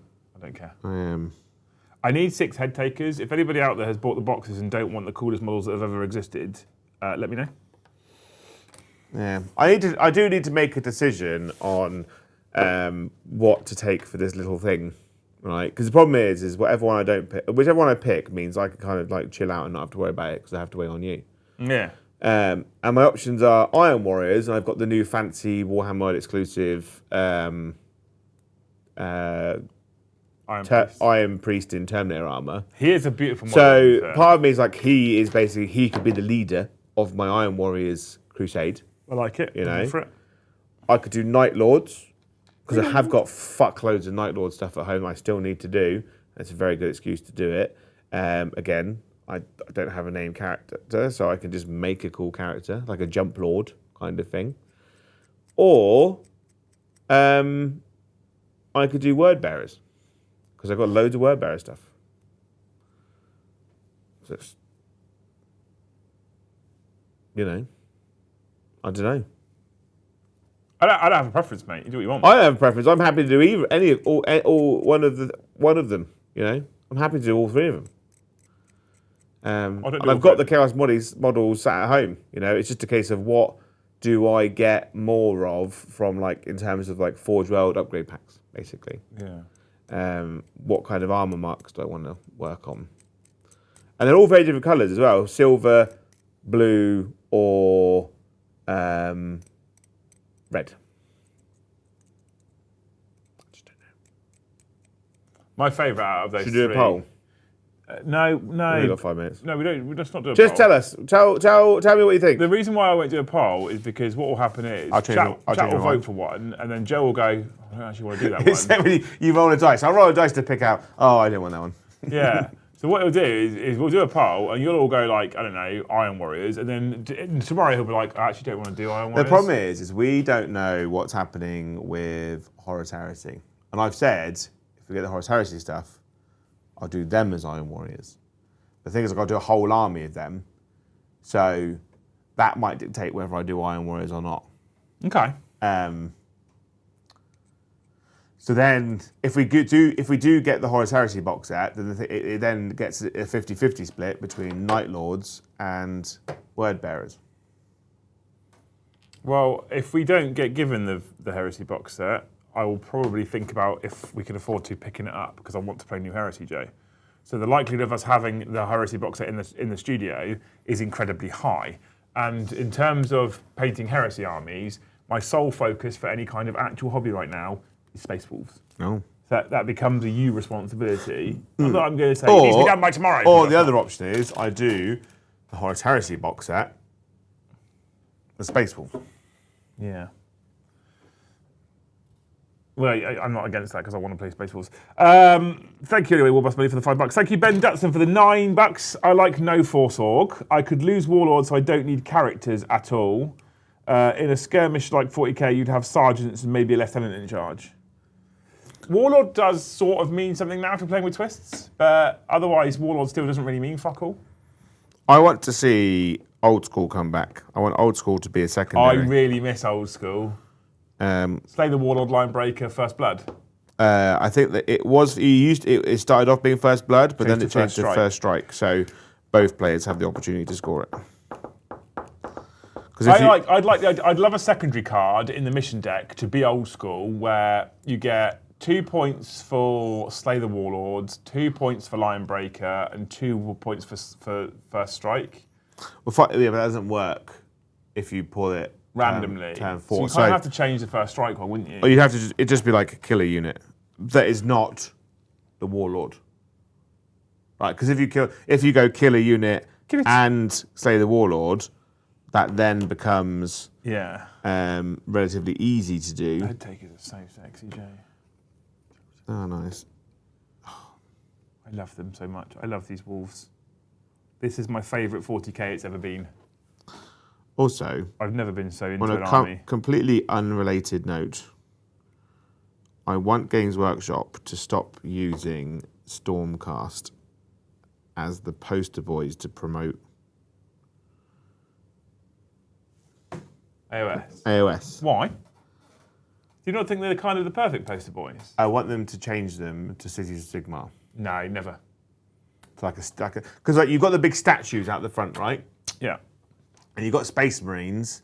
And people know what Space Marines are because they've basically been subjected to them for nearly 30 years, right? Subjected is a bit of a harsh word. But we've seen enough Space Marines to know what they are, and they're really cool, and they've got the big Space Marine at the front. We don't kind of have that same kind of emotional connection to Stormcast because they're quite new, right? And as a whole, they're generally quite faceless, and they're just the same. Well, not so much now. Yeah, but like the statues and stuff, like the stuff they show, they're quite boring, I think. I bet you. And they're just big humans. Whereas I think Age of Sigmar has a branding problem where there's like it's this high fantasy game that doesn't use the generic faction archetypes. They're there, but because of copyright, they've had to remove them. Right? So orcs are Uruks, and like elves are elves. A-elves, right? elves. And it's like, I've got Joey, so you like elves? We've got the Lumineth Realm Lords. And people are like, what is that? I love Wood elves are now Sylvaneth. But I love the Lumineth Realm Lords, Joey. Yeah, they're all great and they're all wonderful. They look nice, but they don't have that, like, there's no, like, just going, I'm a big fan of Sylvaneth, you know, to a random person who's never heard of it. But, like, Cities of Sigmar, like, imagery-wise, is a human who's been put through a tumble dryer, you know? Like, to be a steel helm is not a great thing to do. They're all battered veterans. They're all hardy. And the idea of having like a big statue of them, people will be like, that is a human soldier who was having a real shit time, right? And the thing about Space Marines die and they get venerated as heroes, right? They die, they're venerated, and if they're really, really unlucky, you put in a dreadnought to go mental for 1,000 years, right? If a human dies, we venerate them and we care about them. They don't get put in a dreadnought, but that's sad. If a Stormcast dies, zero thing happens, lightning in space, get reborn, come back again, right? slightly more mental when they come back, as parts of their soul is slowly being torn away, and they've had to basically put chaplains into Stormcast to kill the ones that got a little bit too unhinged. But there's no jeopardy in a Stormcast dying. Correct. Where there is in a Space Marine. So they're just a bit, So like, it's more heroic to be a normal man fighting in a war than it is a Stormcast Eternal. Okay. Right? And it's easier for people looking into it to feel more connected to it. That's why Space Marines are really cool. They are supercharged humans, but they do die. Counterpoint. Yeah. I think Games Workshop typically try and appeal to the younger audience with AOS than they do with 40k. Unfortunately, it doesn't work because people like space soldiers, but that's what I think they're trying to do. Yeah, but like... And I feel like for the younger crowd nowadays, who still get fucking things like participation medals, and they don't get taught to lose, the idea that their Stormcast isn't actually dead, he just gets reborn, is probably quite appealing to that younger audience. Yeah, but like, a Space Marine is a giant space knight. You know, they have the knightly portcullis front, you know, they've got like the big shoulder pads, like they look very knightly. Whereas Stormcast don't look very knightly to me. I think the newer stuff does. I don't know, I'm actually quite a Stormcast fan, so you might be preaching to the wrong choir here. Yeah. But they've done better with that, because a lot of their imagery now is the female Stormcast, so she looks like double R bastard. Yeah. I just think there's something about Dragons. the cities of Sigmar range. I think that, like, in terms of a model range as well, compared to the Sigmar stuff, there's a lot more character. I think the identity is a little confusing places, to be honest with you, especially with Stormcast, because, like, Stormcast now have all the dragons. Yeah. Which used to be an elven thing, the dragons. And it's almost like they were like, we're going to make them the poster boys. What do people love? They love Space Marines, right? Let's make them look a bit like Space Marines. What else do people love? Dragons, right? Let's give them dragons. It's kind of like a bit of a confused... There's narrative behind it, don't get me wrong, but it's kind of a bit of a confused sort of... identity, I think, for Stormcast on the whole. But I like Stormcast. And I think that for me, who's not the quickest at the hobby, which is ultimately one of the understatements of the century, I think things like Stormcast are quite appealing to me. The fact that I could probably paint a Stormcast army if I wasn't doing this as a job. The easy build, easy start army. Yeah, right. So I don't know. I think that if I was to, as a new person trying to come into Age of Sigmar specifically, if I was to be shoehorned down the route of Cities of Sigmar because they're the poster childs, and then I was trying to paint Cities of Sigmar, and I've seen the level of detail on the ones that you brought in, each of the line infantry looks like a fucking character model, Joe. Which for you, who paints for a living and enjoys painting, is probably great. Oh, it's wonderful. But for the rest of us, looks at that and goes, it's beautiful, but what am I supposed to do with this? When I decided the Cities of Sigmar, the first thing I did is something I don't normally do and I need to start doing more of, is I actually opened a Google Doc and put down the paints in the order that I do them in. Because when I realised I had to paint an absolute truckload more of these, I was like, oh God, I can't remember how I did them. I put a lot of effort into really doing all the boot leather and all the brown leather in different styles and different qualities. And I'm like, ugh. I've got a really useful pad at home, or things to do pad at home, that I and a pen next to it. And I literally have it on my desk. So when I paint anything, because I spend so many gaps between painting things, when I paint something, I have to write down the recipe. I have to. Otherwise, I won't be able to repeat it. So when I first started painting Ragnar, which must have been like 2 months ago, I did his armour, I wrote it all down. So when I spray these in the next couple of weeks to start getting the base colours on them, I could look at that and go, I know what colours I used. Yeah. And I have to do that. I think the other option is, like, for other people, it's can do. If you follow a tutorial on how to paint something, if you ever get stuck, you can just always go back and watch that tutorial. What are you asking, Lise? Don't postcard. Don't pay fucking Google for no reason at all. What are you asking? Yeah. Don't pay the channel, Luce. You're just losing money then. Yeah, You're just giving money to YouTube. See, even Joe understands, and he's a maths and business-based idiot. I'm actually quite good at business. I don't think you are. Yeah, it's just none of your business. Let me come away from fan funding and I'll probably be able to see what she says. Hang on. All messages. Oh, When are you coming off air? I can't remember the Apple password. Oh. It is password. No capitals. I don't remember the Apple password. Hang on. Let me do it for you now. I'll send it to you as a screenshot. Wait one. You didn't text. Why didn't you text me? Well, I imagine she probably gets the exact same treatment as we do. She doesn't. Where She you just ignore bypasses us for days. She bypasses my do not disturb. Yeah, you say I do, but I'm pretty sure that's bollocks. You do. You actually do. So so the fact that you say that I actually do bypass the silent mode proves that you just ignore me. So that's not true. That doesn't make me feel any better whatsoever. In fact, it actually makes me feel worse. I more often than not reply to you. You get reply. You are one of the most replied to people in my phone book. Yeah. By a long way as well. I often actually get back to you faster than I get back to my own brother. Yeah. Yeah, genuinely. He gets very frustrated as well. I'm fucking surprised. I cut off the wrong arm. I've just sent you a screenshot from Google Password Manager. Just check that one works. It's all right. It should be fine. These are the Warhammer TV. Also, I don't ignore Lucy because she's the one that feeds me. Yeah. Yeah. And I don't know if you know, but like a baby bird. If you look, she's often sick in my mouth. If you look at my body, I am a person who likes food, Joe. Not as much as I do. No, not quite.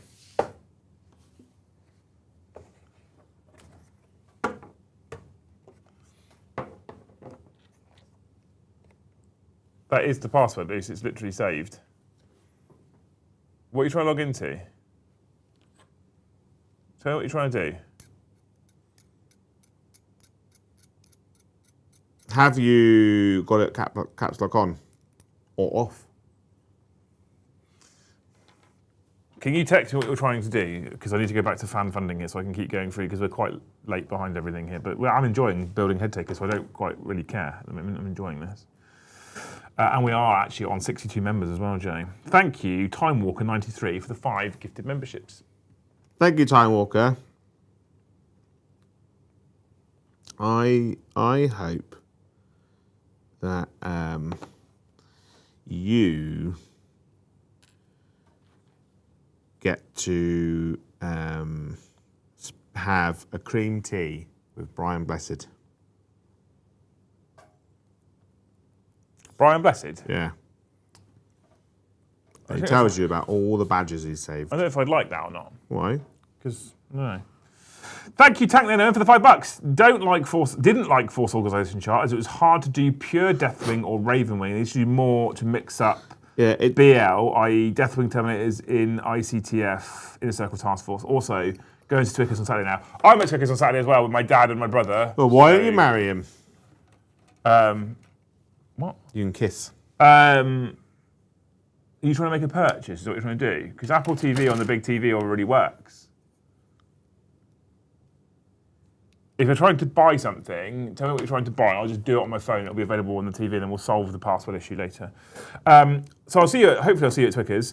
This is what I would like, though. This is my point, Tank. I'd like to go back to some form of Force Organisation chart, but I would also like to go back to a Force Organisation chart where there is the things like we used to say, where there is things where if you bring specific characters, it unlocks things. So if you bring Belial, suddenly you can take 6 units of Deathwing Terminators instead of having to take 6 units of infantry, for example, right? So you can then make your Deathwing and Ravenwing forces. I don't want to just go flat combined arms, and then people that are really like Deathwing can't run a Deathwing army. They did fix the Deathwing problem, though, didn't they? Did they? Yeah, so what they did, because it used to be that if you ran, you could run was it the, I want to say the Vanguard detachment that allowed you to take like 6 units of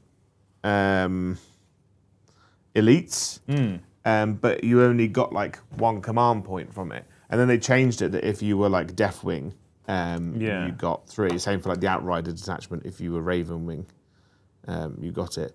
It was like Drakari was made that, like, because of how Drakari army is made up, you could take 3 patrols. Do you think the part of the issue, though, is, in essence, the tournament scene? And what I mean by that is, I'm not saying tournament players are evil and blah, blah, blah. But what I'm saying is, I'm sure Games Workshop would love to make loads of narrative choices as to how factions are built and how people can put their lists together. But I think what they often are doing is fighting against the what do we make this narrative versus what's about to break the game for the tournament. Yeah. Do you know what I mean? Like, so I think sometimes they're going to go, well, we would like to make this Deathwing detachment, for example, because it's super narrative. But we are concerned that from a tournament's perspective, what's going to happen is we're going to fucking end up in a situation whereby, how the fuck does this go on? The right one? Yeah, it is. We're going to end up in a situation whereby tournament players are going to go, woo, and then they have this incredible detachment that's very broken. Well, yeah, people, if like things are like, if there is a game that you can play against another human, people will always try and make it competitive, right? It's always happened, right? Mm-hmm. Horus Heresy is basically a narrative game, and now like they've had to essentially re-index it all because of how mental that game's got, like especially in the competitive scene and how abusable it is.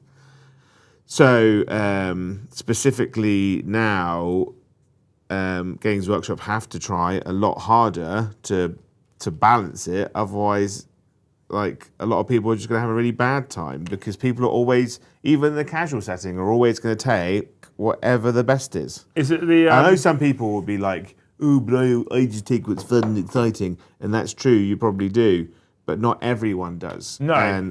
And Games Workshop aren't writing the rules just for you. Is it the Dark Knight trilogy, Luce, that you're after?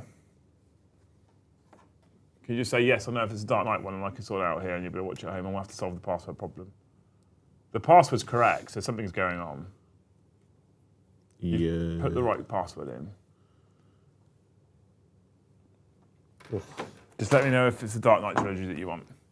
Thank you so much, Benjamin Destin, for another $9. I did make a Votan list with 360 points of characters, as I haven't played them in 10th and have no idea what I'm doing. Upbeat, we're going to die.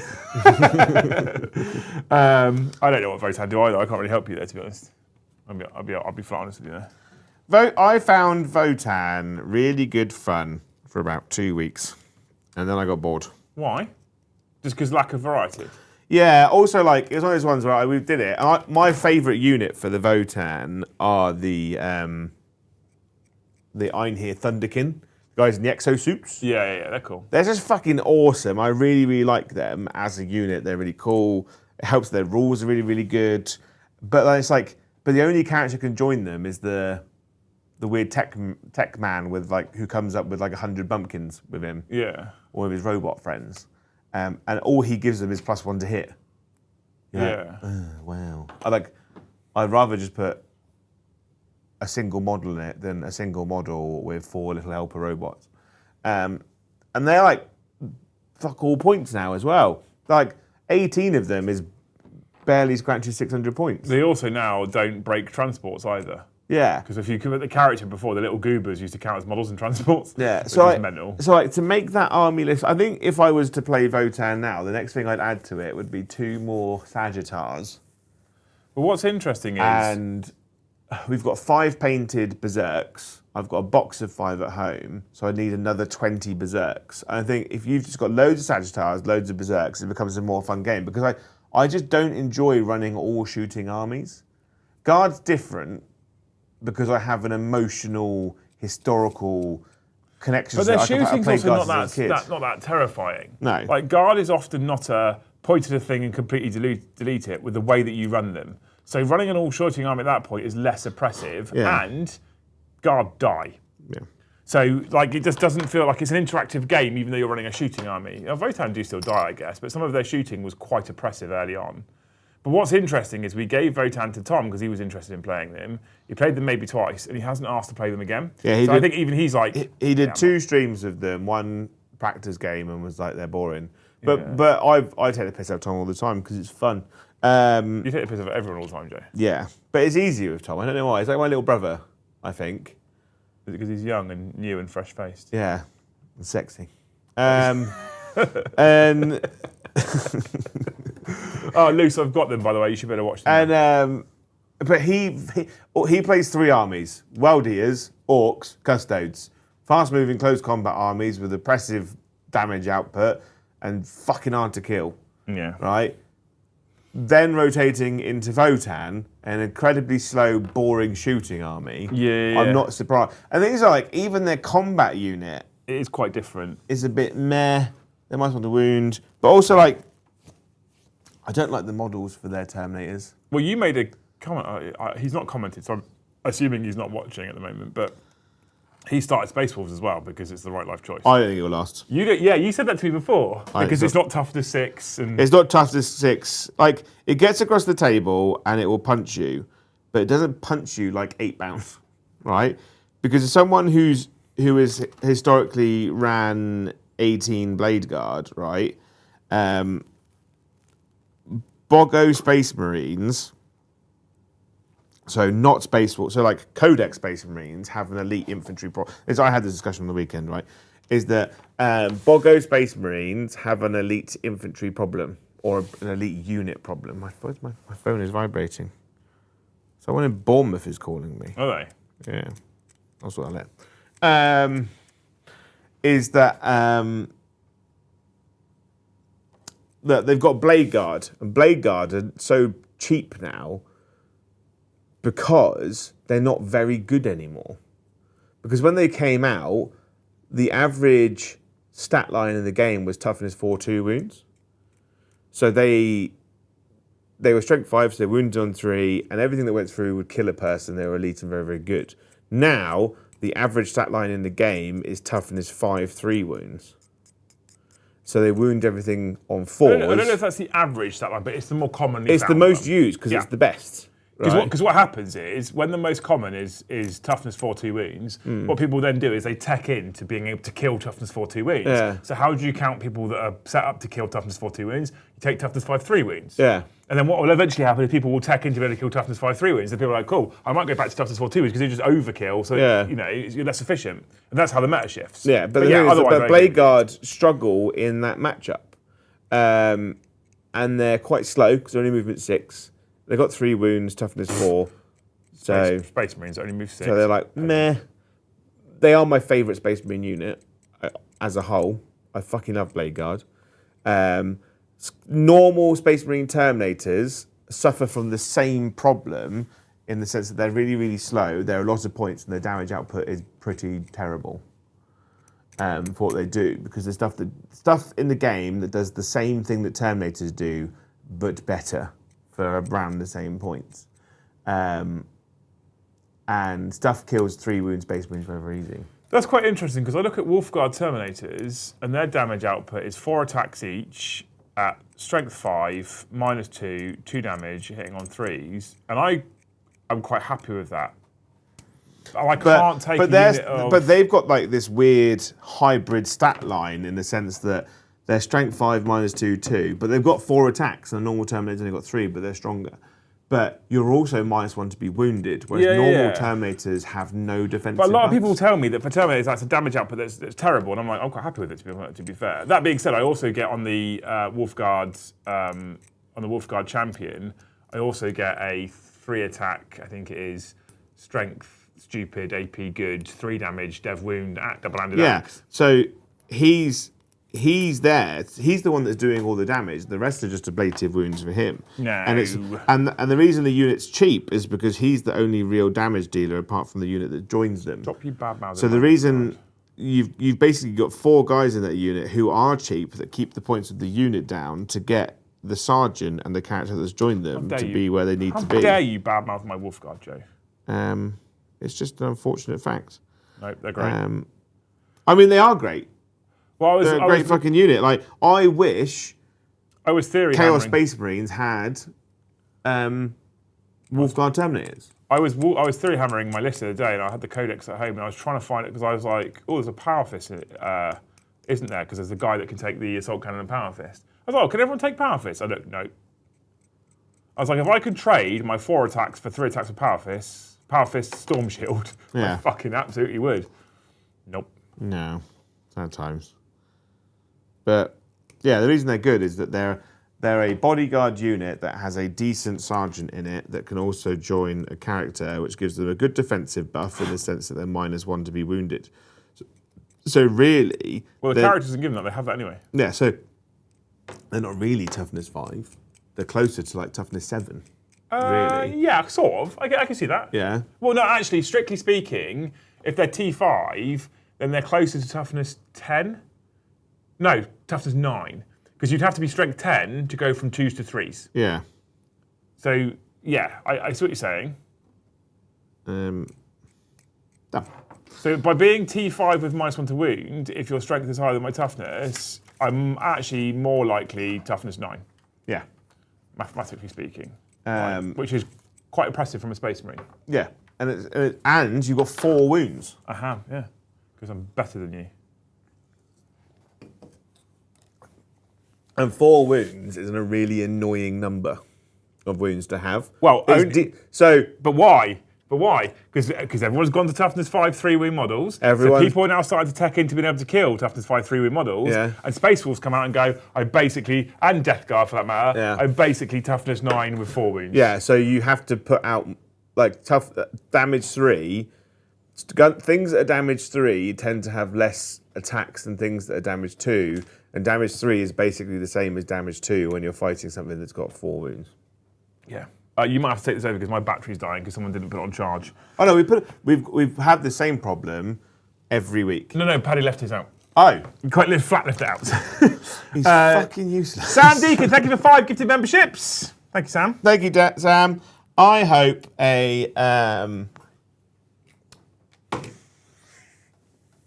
they reopen a Games Workshop game store there. They used to have them many years ago where, they used to be called bunkers. They used to have one in Exeter where they'd have a back room that had loads of tables in that you could just go and play in. That's cool. Yeah, there were a couple of bunkers all around the place, but then Games Workshop were like, we don't want people coming in our store and having fun. They give us money and leave. Thank you, Deeks, as well. I would like to remind Sam, as well, in this month of June, that now, with gifteds and super chats that he's done so far this month, after telling me last week he couldn't afford to be a Thane, you've spent more than if you'd have just been a Thane. Thank you, Boo Earns, for the $10. I'd like to see a combo of Force, Org, and Detachments. That way your White Scars play like bikes but feel different than my Raven Wing, allows for proper armies with detachment for flavour or factions. Yeah, I think some sort of combination is where I'd like to be. It's an interesting choice of armies to choose there as well. I was having this conversation with Liam earlier. Literally the same conversation. Is I want to do Raven Wing and White Scars, but I don't want 2 armies that play the same. Yeah. And the problem is, White Scars are not very good. So everyone that plays White Scars ends up using Raven Wing rules. It's just both armies tend to leapfrog each other through additions, or if you like Raven Wing starts as playing as White Scars, and then eventually White Scars start playing as Raven Wing. Well, even down to something as simple though. Even if you go narratively, it's not even about good rules. When you go narratively, right? I'm gonna get my hoodie. You can't take a Khan on a bike because they don't exist. No, for some reason. But they did in the index. So yeah, so if you take White Scars, but you run them as Dark Angels, you can make a Khan on a bike and just use Samael's rules. Which is what I've done. Yeah, right? And that way, guess what? You've then got your Khan on a bike. But then, if you have White Scars and Raven Guard, you essentially have 2 armies that are identical. Raven Wing, but yes. Raven Wing. But they're the same, and that's the thing that's like, I've been writing these lists, and I'm like, I'd have to build and paint less if I stayed running Dark Angels. Yeah. Yeah. Chat, we're on 62 of the finest members right now, by the way. Prentice, thank you for the $10. I don't think GW would put Force Org back in. I agree. Chat has suggested altered Force Orgs for detachments if they bring them back, which could work, e.g. retaliation card that equals more elites for suits. Well, the thing is, though, what they tend to do now, and they tend to be popping more in, is if you take this detachment, this unit becomes battle line. I like this, by the way. I'm a fan of this. And I think they should keep doing that. Yeah. I think they should do more of it. We don't know, but I can guarantee we will see something like a Blood Angels or a Raven Guard detachment that makes Assault Instance with Jump Packs battle line. You reckon? I reckon it's coming. Because someone clipped that. Because I tried to find the one about the Tyranids, couldn't find it. Someone needs to remember this for 3 months' time. Okay? Because I said, not long ago, that I want a Tyranid detachment all about Trigons and Raveners. You say that, but you've yet to provide proof. Yeah, I can't be bothered to go through all the fucking videos. That's the problem. And it's one of those situations where it might have been a conversation I had off camera. Oh, how in which case they convenient. bugged the studio. So we are a fountain of knowledge and information that Games Workshop must use. Yeah, Games Workshop have been in the studio as well, so it is possible they bugged it. Well, I say Games Workshop in the studio. An individual from Games Workshop has been in the studio. So, yeah, it's possible. Yeah, when he was like rubbing his balls on everything, he put like mics everywhere. Yeah, he did. Yeah. Thank you, Pritters. Anyway, I kind of like that concept. I think we should see more detachments that are if you take X, you get Y. But what I would like to here's the thing though that they don't do at the moment, which I'd like to see. I'd like to see if you take X, you get Y, but your restriction is Z. Yeah. So if you take this, you can take bikes as your troop as battle line, but you can't take blah. Yeah. Because we need to give you a negative. We're giving you a bonus. We also need to give you a negative at the same time to balance it out. That's what I'd like to see. If you take Dante, you can take jump intercessors as battle line, but you can't take this thing. You can't take vehicles. Yeah, something like that. Yeah, you can't take. That might be a bit extreme, but Well, yes. no, but it's like if you go like an assault detachment, you can't take heavies. If you have a bike detachment, your infantry must be in transport. I think not taking vehicles would be quite extreme, but something like that. So it could be if you take Dante, you can take jump pack intercessors as battle line, but you have no access to anything with the Gravis keyword. Yeah. So you don't get eradicators, you don't get heavy intercessors, you don't get aggressors. Yeah. But you know what? You've still got Sandguards, you've still got jump intercessors, you've still got everything you probably want from a narrative blood angel detachment. That sort of thing is where I would probably more likely go. Because not letting you take even rhinos and razorbacks and stuff would be pretty harsh, I think. Or impulses, because impulses can still work for like a rapid moving strike force. Thank you anyway, and thank you for 10 more bucks, Pritters. He says, Highlander was fun to make a functional army, but some armies struggle to function with only one unit of each. I was struggling for guiders, less issue now with new rules. Yeah. That's more of, I mean, you've sort of alluded to this as well in the Super Chat, but I think that's more of a rules issue than it was an actual Highlander issue. Yeah, I think that's fine. Because now you can take your one unit of stealth suits and you could guide, and then all your army shoots at that same unit. Everyone gets the benefit from stealth suits. Like it's good. I think Highlander probably works better at like 1,500 points. I think that's the max that you probably go for armies like Tau, because like Tau only have one good guiding unit in the stealth suits. Well, yeah. And then You mean the new Tau rules that got updated that Paddy told us were bad? Yeah. The tantrum he had. Fucking hell. And when I receive a message, Paddy's one of those people, and I do it sometimes, but not often, one of those people that when he sends you messages or a message, he doesn't send a paragraph or like a big condensed text. He sends you 147 very short lines of text. I do that. Yeah. Yeah, that's how I But he does it in a very short period of time. Yeah. But the problem is, those are all interspersed with 7 different army lists at the same time. Yeah. And I'll be honest, I don't read them all. No. No. I tend to go, I really like that one. If he has me multiple, I'm like, oh, that fourth one, it's very spicy. Because what he does, he sends you 7 lists with like 2 things changed. Yeah, he'll list tweak, and then he'll send you one to get excited, and then he'll keep list tweaking, and then he'll send you every iteration. And then it creates this weird tumble down effect where he just keeps on changing it. And then like, the last list is nothing like the first one. Or I've had this. The last list is exactly the same as the first one. Yeah. It's got a whole journey for no reason at all. Yeah. Well, he could just go see the first list. It is quite interesting that we still sit here as a team who plays Warhammer all the time, sending each other lists all the time. Yeah. It's funny. But Paddy is like hyper competitive. Like he's chasing that win. I think he's got to the stage now where he won't be satisfied until he gets that GT win. You reckon? Yeah. I think he can do it. I think he's got the ability. I think he has the ability, but I also think he needs to. I say this on the internet under the knowledge that he might find out. So something I'll tell him to his face is that he needs to start building his lists identical for every single fucking army. I think also the only way he ever wins a GT is by getting rid of his I don't give a fuck factor. Yeah. Because when he comes up against one of those types of people, he goes, I don't fucking care. You can just win. I don't mind. Yeah, because what he keeps doing, right, is every list is the same. 7 characters and OP units for them to join. A cool little tech piece character. 2 massive hard-hitting mental anti-tank things. And if he's got the points, 2 more stupid shooting anti-tank things. It doesn't matter what army he runs, they're always in there. He's on the double Vindicator, double Lancer hype at the moment. Well, he can take that with new Blood Angels points as well. Yeah, because he's just got loads of points. Yeah. But I'm like, stop being a coward. Stop being a coward. Take no tanks. I won an RTT with a Blood Angels list that had no tanks in it, and they were like, "What's your anti-tank?" And I'm like, "My swords are my anti-tank." Yeah, and my faith in the Emperor. Yeah. Thank you so much, Cray, for the 2,000 Japanese yen. It has its own share of problems, but I really enjoy the percentage of points used in fantasy, where each slot had to have a minimum number of points for core battle line troops and a maximum for everything else. Yeah, so something I both really like, and it bugs me slightly. Okay. Right. So I'm here for in this. Age of Sigmar, no, in Old World, you need a minimum of 500 points of core troops, so battle line troops. Cool, Right? I like that. Which is great. Instantly like that. And it really hurts my brain when I can't get it to exactly 500 points. Okay, right. I'm either 2 points under or 4 points over. Okay. And sometimes you just have to accept that sometimes it's going to happen, right?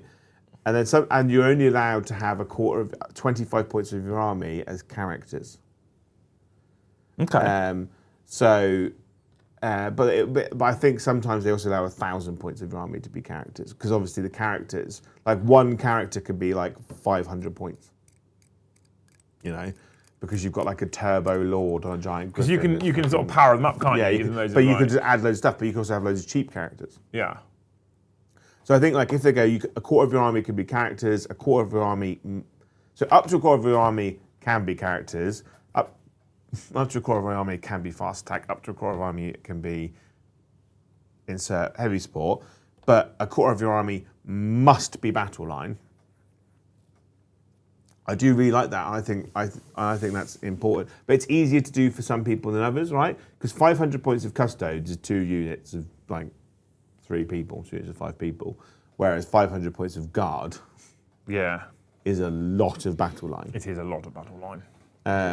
So they'd need to have a more expensive battle line unit to fill the gap.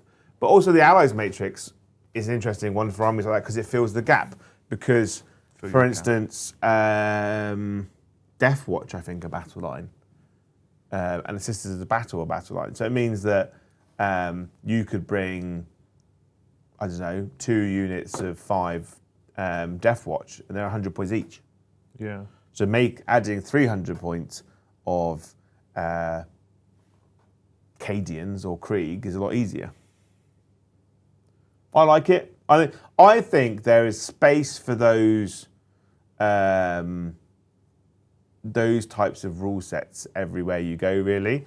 And I think it's like if people are running a tournament, there's no reason why they can't say in this player pack we're trying this. You know. Yeah, I just like the idea. I think I don't know exactly what I would like to see, but I like the idea of some form of restriction to list building to encourage people to make armies that look like armies rather than I can have all my cake. So if you look at Paddy's new Blood Angels list specifically, because it's the points changes to Blood Angels, he can basically have all his cake and eat all of it all the time. He can have all the tanks he wants, he can have all the fast infantry he wants, he can have everything. Yeah. In fact, when he redid his list, he was like, I'm happy with this competitively, and I've just gained 100 points. Yeah. You know, so that's an interesting place for him to be in. I like the idea of people having to make sacrifices and choices. And this is where I think like Codexes like Eldar did it really well, and to some extent Space Wolves, because I've been struggling to fit everything I want into the list, which is good. Yeah. Because I don't want to be able to have everything I want all the time. I want to have a choice, and I want to be able to play a game and go, well, now I can take that and put that in and see how that performs. You know, that's part of the fun for me.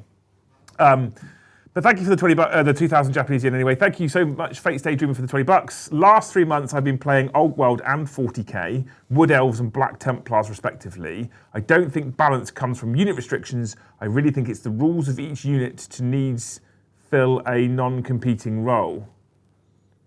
Each unit needs to fill a non-competing role. Yeah, so basically having 2 units that basically do the same thing is bad. Yeah, so I don't think Space Wolves should have access to Blade Guard. And I would agree. Because they have 2 units that are identical. Because they already have head takers. Yeah. So I'm a person who, when you're talking about non-codex compliant chapters specifically, I have no problems with going Space Wolves have got Wolfguard Terminators and Head Takers, so they don't get access to Assault Terminators and a Blade Guard. Yeah. And Blood Angels have got Death Company with jump packs. Mine's just died, by the way. Death Company with jump packs and Sanguinary Guard, so they don't get access to Vanguard Vets, I guess. Yeah. Maybe Blade Guard, I don't know. And they don't get access to something else, right? Yeah. I think that's the way it should be. I love individual armies or units or choices giving you a benefit that is bespoke. Whether that be you've taken a character on a bike so you can take bikes as battle line, whether that be you've taken Blood Angels so you have access to Sangard. I like having those bonuses and those benefits, but I feel like if you think about the humble Raven Guard or White Scars player, I feel like it should take something off of you as well. Yeah. Because otherwise you look at the poor humble Raven Guard player over here who goes, cool, what do I get? Shrike. Yeah. That's it. And it's like, so writing lists for bog standard Space Marines is really, really difficult, like Raven Guard, because you want to build into their narrative, but the units for their narrative are a bit shit. Like Vanguard Vets are now only 5 points more than normal Assault and System jump packs. And all they get is a 4-up invuln and +1 strength. Yeah, they're not very good. Right? And that's why they're so cheap now, because they're not very good. So cheap. They can get lethals on the charge, but there's detachments and abilities you can put onto units to get lethal anyway. So it's just kind of feel like I almost feel like they should be the same points, really, because Assault System jump packs, yeah, they don't get the 4-up invuln, but Strength 5 and Strength 4 are basically the same. They're the same AP. Instead of getting lethal hits, Assault System jump packs get the mortal wounds on the charge. It's so good. Which is really fucking It's good. so good. And in Raven Guard, they go to OC2. So that they're actually better at holding objectives. But do you not think that's possibly, if we put our little vindictive hats on, do you think that's possibly a intentional Assault System jump packs are just flat better than Vanguard Vets? Because slowly but surely what we're doing is we're phasing mini Marines out without actually phasing them out. Yeah. What we're actually doing is we're giving them, like, how many mini Marine I think units we're do you getting see? a Vanguard Vet box set. But how many mini Marine units do you really see? You never see any. Sternguard are Primaris now. Yeah. So mini Marines themselves, firstborn stuff, I think what they're doing is they're not going, we're deleting tactical squads. What they're doing is they're going, no one's using them. Get rid of Devastators, bring in the heavy bottle 5-man squad. All I want is a 5-man heavy bottle squad. It's not all you want. It's not all you want. I want new Vanguard Vets. Oh, it's I changed immediately. Boo Earn says Vanguard Vets are decent in the new Dark Angels because of different key. The different keyword doesn't matter in the new detachment. Because for one stratagem it does, because you get to heroically intervene 6, but everyone gets, like, being 2 wounds 4-up invuln for a 95-point unit that's also -1 to wound is quite good. Yeah. But it's the army that doesn't need them getting the buff, right? Like -1 to wound Raven Guard Vanguard Vets, you know. That's much cooler, makes more sense. Same for Blood Angels. Like Dark Angels is the slow-moving Terminator army or the bike army. Don't you think that the Raven Guard stuff would be better with a -1 to hit, though? Or are you kind of the opinion that -1 to hit is sort of dead because... They get the minus... There is a detachment for Raven Guard to be -1 to hit, but you have to be 18 inches away. Okay. And historically, Raven Guard being the close combat assault marine army. Yeah, so that's what I'm saying. So would you not rather Raven Guard got a -1 to hit buff to be narrative with their stealthy nature? That's what I want. Or are you like, actually -1 to hit is kind of shit now because of how many rerolls there is and +1s there is that exists? It makes more sense. Like, I think if it's got a narrative edge, I think it's fine. Like I'd rather have that than nothing. Okay. You know, I'd rather be -1 to hit or army-wide stealth all the time. I think the phone boss detachment needs to be changed to army-wide stealth all the time, because other detachments and stuff do give it all the time. Yeah. Yeah, okay. Yeah. Are you all right taking over with the stuff? I can. Ash Thompson, 2 years in, how do we feel about the changes to player whose turn it isn't method for fighting first? Is Joe allying in the new Chaos Knight tonight? So yes, he is. Yes, I am. He is bringing you new Chaos Knight, which is 350 points of allied big monster nonsense. Player whose turn it isn't goes first. I quite like it. I like it because when you charge, you go first, right? So it gives you, so what it stops is all your charging units get to fight, and then you know that their units in combat that didn't fight this turn, is going to fight then. It's too efficient because it means that you can charge in reinforcements into a unit and then make sure it's definitely dead. Having your opponent pick the first unit is more gooders, you know. Let's feel bad. So I think it as it is. I would rather this way. I wouldn't want to change it away from the player whose turn it isn't selects a unit first if you've both got fights first, or if you've both got units that haven't got the fights first charge bonus. That being said, although I think it's fine as it is, and I wouldn't change it away from where it is so that it hurts the player whose turn it isn't, I do think that both AOS and Heresy do it better. So AOS is you charge all your units and then you just take it in turns. Yeah. Unless there's fights first or fights last from something like a spell, you just charge everybody in and you just take it in turns. And I really like that. So you have to think about, do I charge all 3 units in? Because one of those units I might lose if my opponent chooses to swing there. Yeah. It's quite tactical. Heresy is my favourite version, and the reason why Heresy is my favourite version is because if you're not aware already, it implements the old 7th edition initiative-based system. So if a Banshee charges in initiative 10, he fights first because she's a Banshee. She fights first. She's a Banshee. But if I charge my sluggish Death Guard Plague Marine into a Banshee, she still fights first. Yeah. Because she's initiative 10, right? And I sort of thought that fights first, fights last, fights normal as it was previously, and now just sort of fights first, might try and replicate that system, but it kind of doesn't. Likely can. Because elves like Eldar should just be high initiative. Why? Because some of them hit like a fucking wet fish, and then they also die really fucking fast. Big, lumbering, clumsy Death Guard should probably be lower initiative, but guess what? They can take a punch, and then they get to hit you quite hard back because they're Space Marines. So I personally, if we're talking about what I prefer, I personally would prefer the initiative system back. I'm aware we're not going to get this in 40k, so if our options are either the player whose turn it isn't gets choice, or the player whose turn it is gets choice, I'd rather it stayed as it was. Yeah. Hang on. As a essentially predominantly melee fan, JJ, I assume you have an opinion on this. And I'm currently stalling because you're busy dealing with something. Oh, Paddy's messaged me. Oh, is he whinging about us whinging about him? No, he was like, can I go to the shop and buy him chicken? No. If I'm going to the shop, I messaged him back. I've already been to the shop. And when I say I've been to the shop, I've got petrol. I bought my food with me from home. Yeah. I do have chicken though. Do you? Chicken soup. I have also, I was in a restaurant leaving and I also picked out some chicken burgers from the freezer, forgetting we don't have a freezer here. If you're cooking this there, it doesn't really matter. Yeah, so I didn't bring any bread. So I'm going to dip chicken burgers in chicken soup. Double chicken. Cool, okay. Yeah. Do you have an opinion on this? Fights first, fights last, fights I like it. I think it's really good. As it is, yeah? I like it as it is. I think it's really, really good. It means that there is if it's your turn, you don't just win. You know, you don't have all the advantages, and your opponent does still have a chance.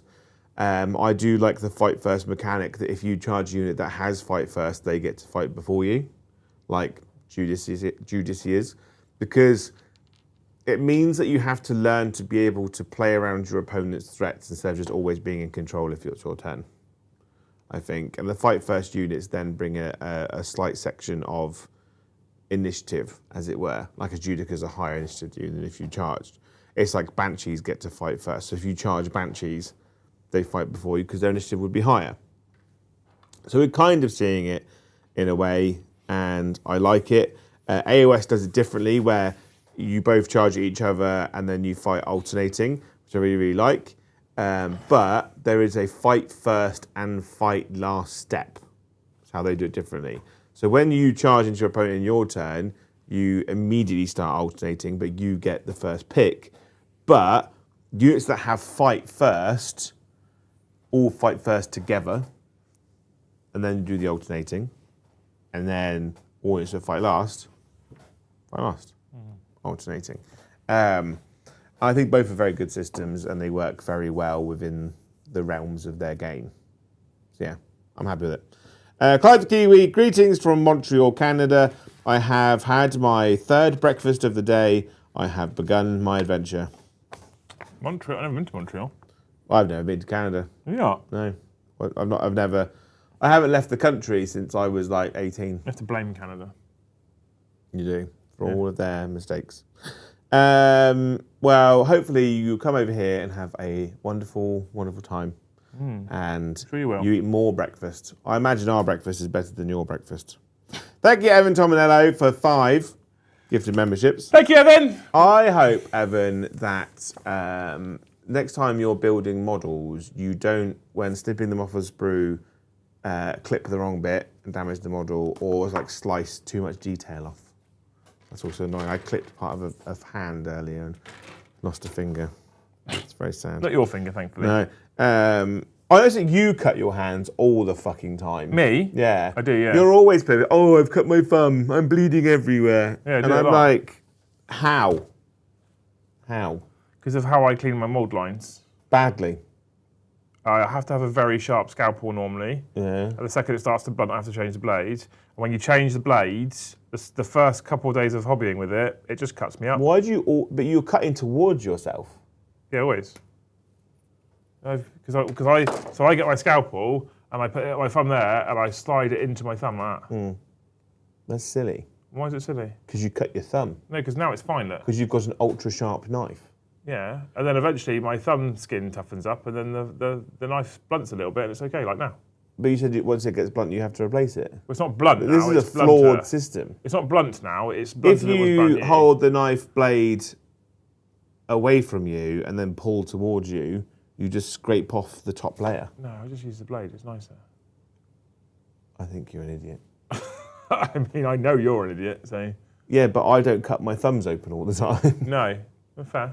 So But you have other issues, Joe, so let's I not- do have other I issues, don't think yeah, we should but dive into this. but I think in terms of slicing your thumb open on a regular basis, It's not regular, it's like 2 or 3 times a year. maybe you should change your system. You know, you always like go, what's the definition of insanity? Doing the same thing over and over again, expecting different results. Which is true, but I don't expect different results. No. So that's not insanity then, is But it? you're just expecting to slice your thumb open. Yeah, but it's not different results though, so it's not insanity. I think it's like a different version of insanity. Or maybe you shouldn't be left alone with knives. Maybe not. Not near you anyway. Why? Just Well, you just stab me. no reason, Joe. I don't think that's something to say on the internet if you're intending to do it. No reason, Joe. No reason. Right. Thank you, Pritters. Forsaw, if I did already like it. Forsaw could make all my all suits list much harder, if not almost impossible to run. Personally, I like an army to look like an army unless there's a specific theme. Looking at you, Triple Storm Surge. Games Workshop have always made sure you can run stuff like that. I don't know whether he's saying that he'd rather the Force Augur or not in that particular. Yeah. Like it feels very much like what the message is saying is, yeah, it's cool. I would rather an army look like an army, and Force Organized charts do that. But then saying that he can't do his suits list is like that's a bad thing, which it. Most oops all lists are never normally that good. Yeah. Normally.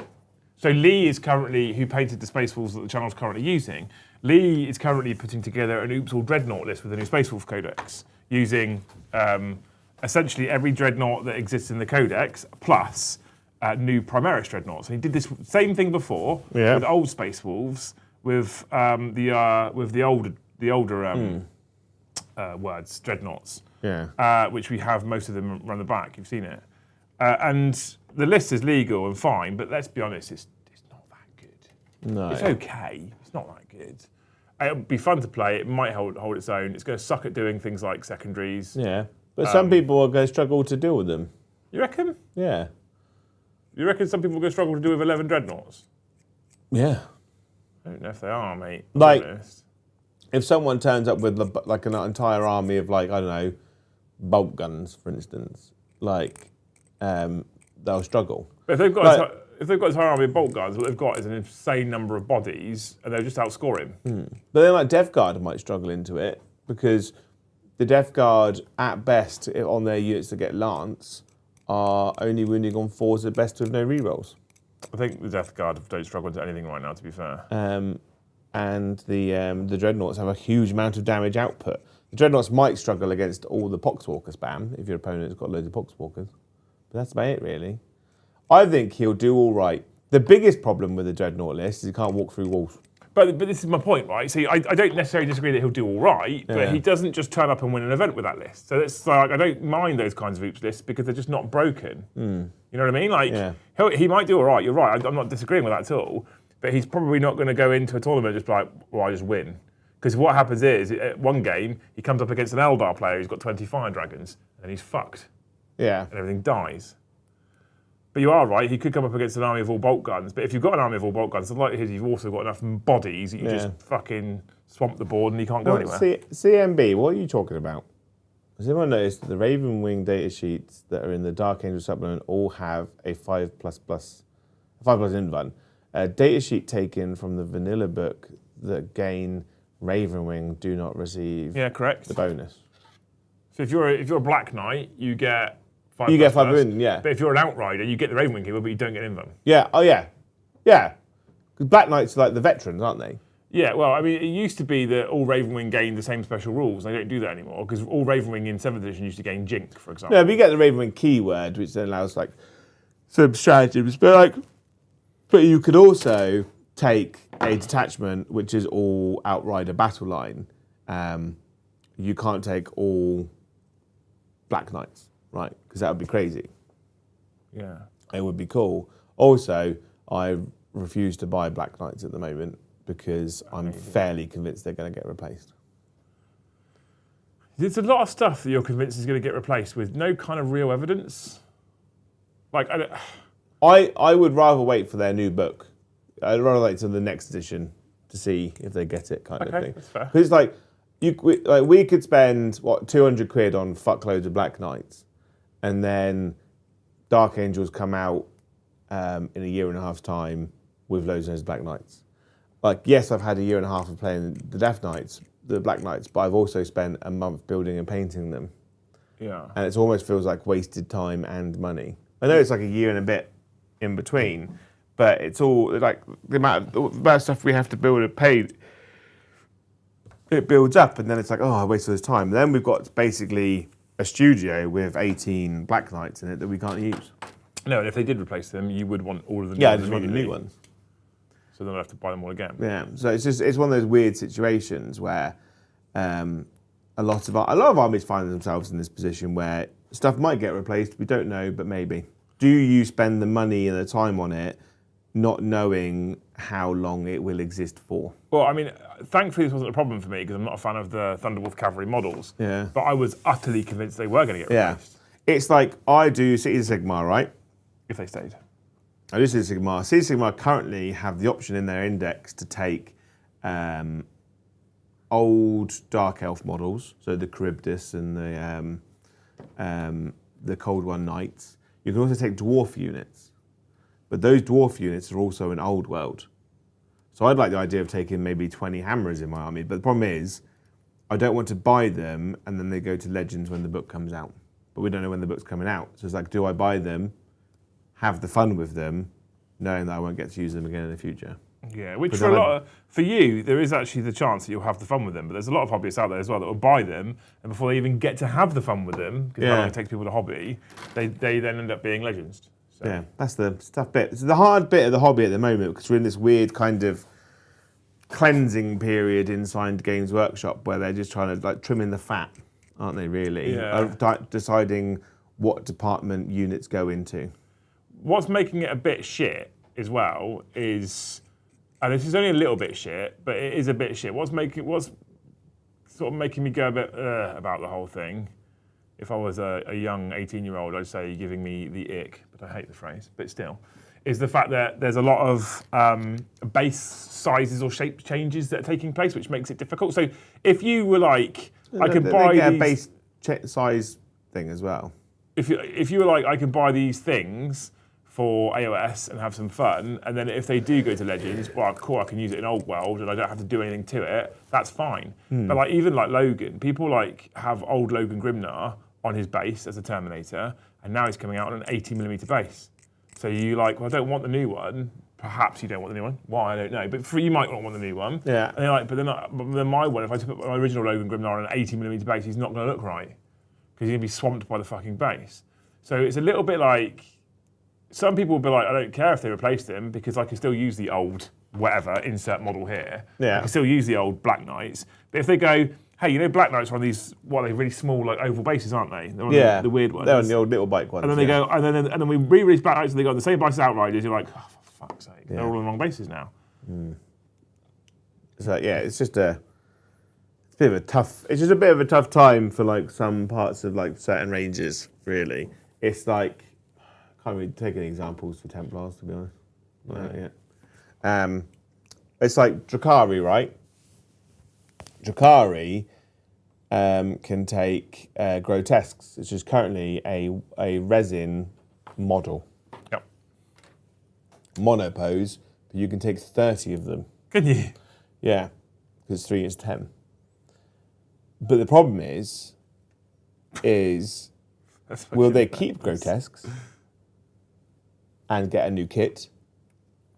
So it's like, do I build and paint 30 of the same model? Do I build and paint 30 conversions of grotesques? You know, or because it's a resin model, there's not sold many of.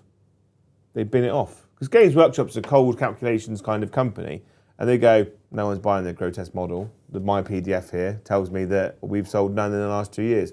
Clearly, no one cares about grotesques, so we're just going to bin them off. So you don't know, you know. It's like Court of the Archon, same situation. Those are old resin models. They didn't sell very great because people weren't really taking them because their rules were shit. So they went last chance to buy, and you can't buy them anymore. Same for the beast packs. But people are still using them, but we don't know whether you can or will be able to. Yeah. And it's like why I don't want to do anything with Drakari at the moment until I see the book. Because I've been wanting to do Drakari for a while, but it's like I don't want to get Cabalite Warriors or Witches because they're really small now compared to the new Eldar Guardians and the new Aspect Warriors.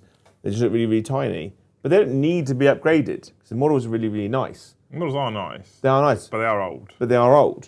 So they might get replaced. It's a weird dance you have to do. Yeah, there's weird stuff that's also been replaced that I haven't expected to be replaced as well. Yeah. And so we've got new Mandrakes. So you might get new other stuff, but we don't know. They might just get a new character, that one character that got leaked. But we don't know. There was a character that got leaked? Yeah. Was there? Yeah. I've not seen it. But it's one of those weird situations where it got leaked fucking ages ago. And when stuff gets leaked by Games Workshop, Games Workshop tend to go, well, here, you've already seen it, here you go. Here's the final thing, right? I haven't seen that. Whereas this one got leaked ages ago and Games Workshop pretended it didn't happen. It was interesting. Raises many questions and with no little answers. Thank you, Ockingdor, for 5 gifted memberships. Thank you, Ockingdor, you fucking hero. I hope that you look good in pink. Oh, that's a strong one. I like that. Josh Dedrick, I'd like to see Detachments come up with unique force organisation charts and characters let you take things as troops again. They even sort of did that with Shrike and Friends. So yeah, so Shrike allows you to give... well, it's weird, right? Shrike made Assault System Jump Packs OC2, but didn't make them Battle Line. I feel like if you take him, he should just make them Battle Line. Yeah.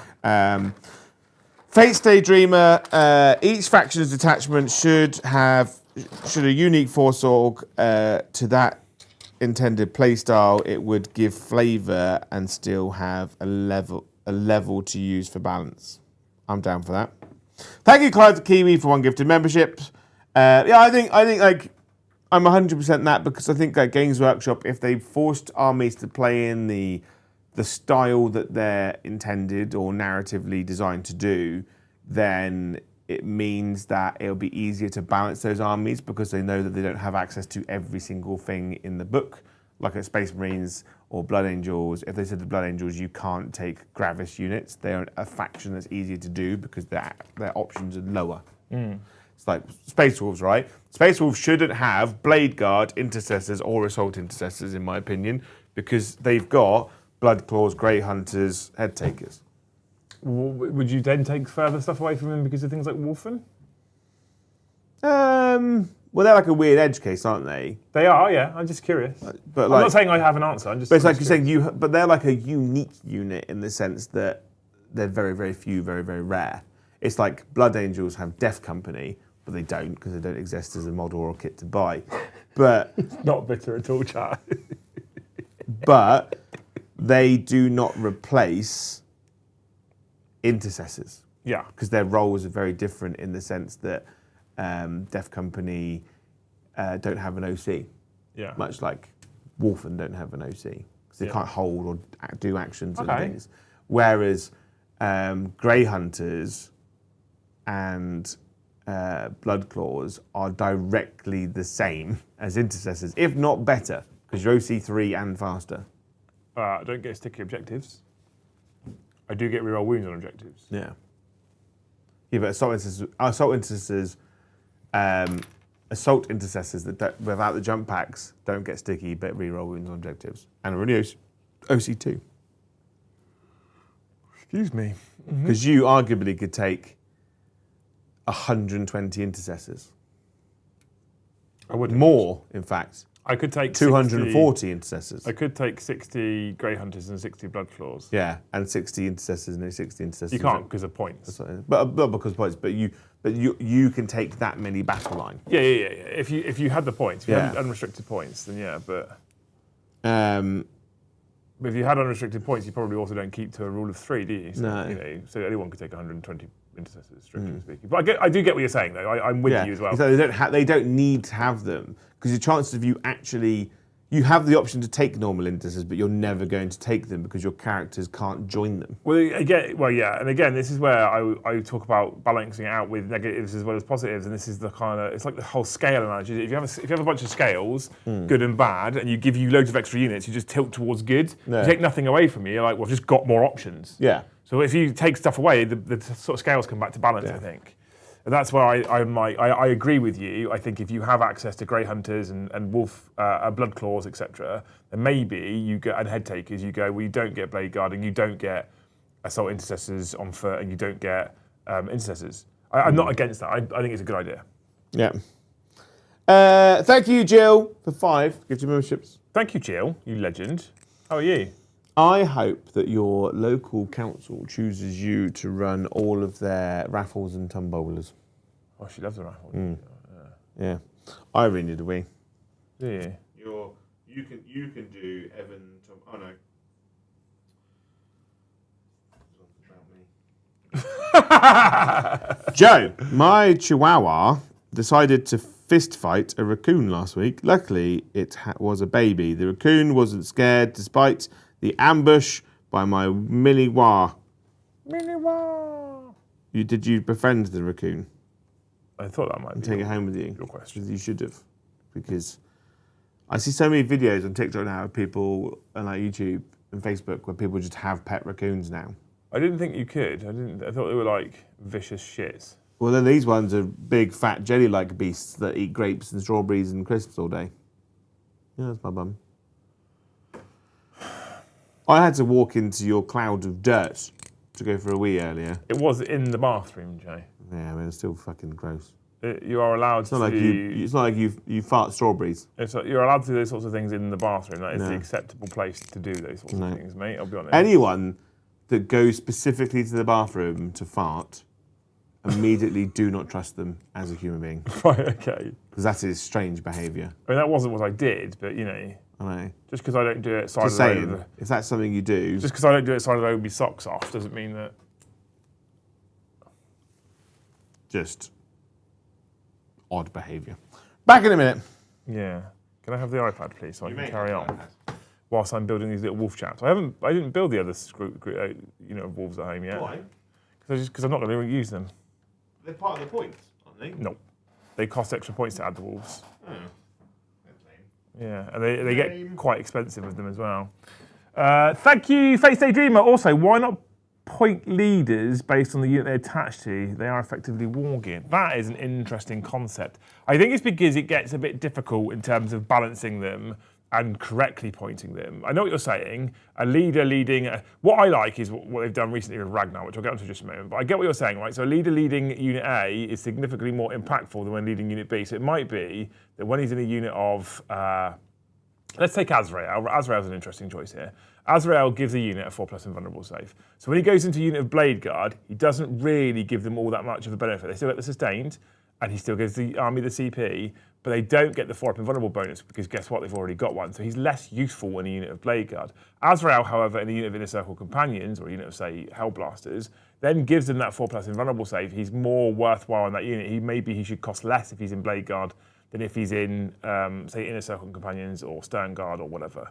And I don't hate the concept of that, but in a world where they've tried to simplify the way in which we pick our armies, they've removed individual points costs for war gear, etc. I just can't see them ever going, whilst we've made the points simpler, we're also going to go different points for different units that you lead. I prefer them doing things like what they did with Ragnar. So what they did with Ragnar is they said, if he is leading head takers, he gives the unit advance and charge. But if he's leading blood claws, that's pointless because they already have advance and charge on their data sheet. So rather than coming up with some other obscure rule, what they did is they went, no, we'll leave that in there for if he's leading head takers. But if he's leading blood claws, instead you reroll wounds. And I kind of like that better.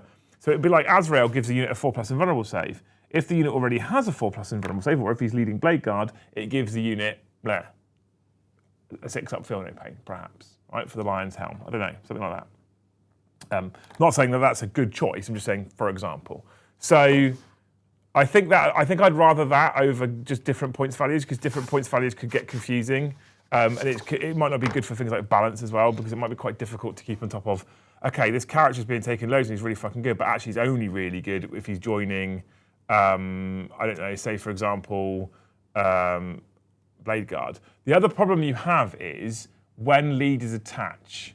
So the issue with pointing leaders based on the units they attach is in the current rule set, you attach your leader to its unit in the declare deployment step or whatever it's called of the game, right? So in that regards, if you are taking, if you take Azrael pointed for leading Blade Guard where he's cheaper because you don't have the invulnerable save bonus from him because they've already got the invulnerable save, and then you attach him pre-game to Hellblasters, so it doesn't fit with the way the games works right now, you know, because what people don't realise is what we all do. I think a lot of people are guilty of this. What we all do is when we build an army list, we look at a character like, say for example, Azrael.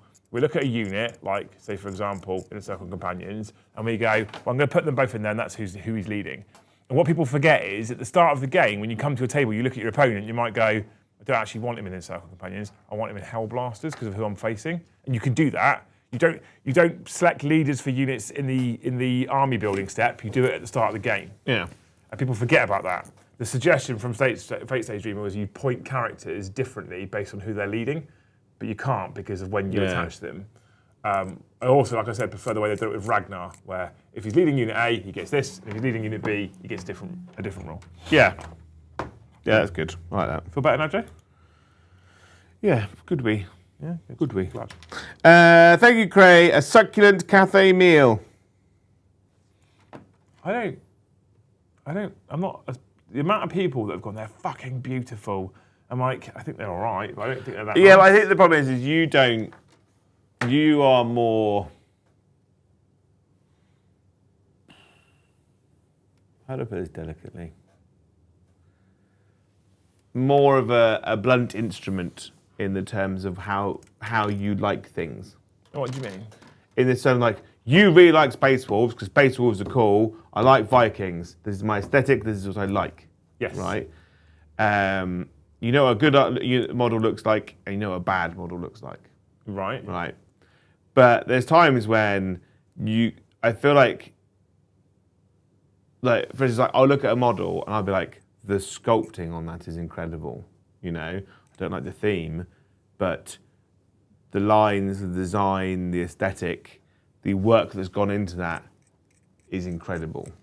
Right. You know, and like the new Dragon Lady for the new Cathay stuff is the most meticulously beautiful model that Games Workshop's ever designed. I can't comment on her because I don't think I've seen her properly, so I don't know which one. The quality of sculpting that's gone into designing her, the lady that turns into the dragon's really, really nice, but the one that turns into the dragon is perfect. In every single detail, it is perfect. And I think that range has a lot of that. The base infantry are really, really nice, but they're very, very boring. But to look at as a block infantry, very, very nice. But But there's some real golden pieces of stuff in there. Yeah. I don't know. I just like to call the idea of calling it a blunt instrument. I took my opportunity. There's a lot of models that I really like that I would never want to collect. Yeah. So, I think the Cathay range is really nice. It's just people are literally going fucking mad over it. I'm like, yeah, it's all right. Also, it's Old World's first fully plastic new army. So it's not fully plastic because I'm fairly convinced she's resin. Well, this is the other thing that kind of frustrated. By the way, this is the other thing that kind of frustrated me about it as well. Is that we do have it. Is that what I will say is the models are nice. I think they're good, and I think it's impressive stuff. I just don't think they're as incredible as some people are suggesting. I think people are overhyping it slightly because it's new fantasy. But where I became irritated is we've had 5 releases so far. Wood Elves, High Elves. We've had all of them now. Have we? So you've had I'll find the list. Bretonnians. Bear with. Bretonnians and Tomb Kings were the first 2. Yeah. We've definitely had High Elves and Wood Elves. Hang on. Ooh. I feel like there's something else that's missing. Games were. Oh, hang on. My only hope, the biggest hope that Cathay have brought to me personally, is that they might start going back to those factions they've already released and redoing them all with new kits. So we've had Beastmen, Brayherds, Dwarfs, Empire, High Elves, Bretonnians, Orcs and Goblin Tribes, Tomb Kings, Warriors of Chaos, Wood Elves, and soon to be Cathay. That's the entire range of armies that didn't get legendsed, right? So they have two directions to go from here. Right, is that there's 2 directions plus a bit extra. So the bit extra is that they talked about doing Kislev, right, which are the snowy bear riding Russians. Well, I like that idea. Right, that could get me in. It has been a model range before, through Forge World a bit. It had some metal models, but it was never really a flushed out army. The talk is that they're going to be a full flushed out army. I do, however, think that they've been postponed indefinitely because of the whole Ukraine situation. Yeah, of course. So I think Russia's like a bit off limits to them at the moment in terms of narrative choices, just in terms of how the community will react. So they've got 2 options to go, right? They either go back through this entire list of things and refresh every army. So, like, for instance, after Cathay, they could go, right, Bretonnians, we're replacing all the men at arms on foot with new plastic models. We're replacing all of the Knights of the Realm to new plastic knights. You know, the Pegasus Knights are all being replaced. But the problem is this only came out, a year and a half ago? Yeah. So pisses a lot of people off. So I think that'll piss off a lot of people. Yeah, I think that's... Because some people, like, it literally took me 6 months to get Elise Touchard. Elise Touchard! I love the fact that you say that way every time as well. Elise Touchard, you have to say it with feeling, right? You have to feel like you've got some black sunglasses on, some garlic around your neck, and a baguette up your bum. Right. Okay. You know? And I think if you do it any other way, you're doing it wrong.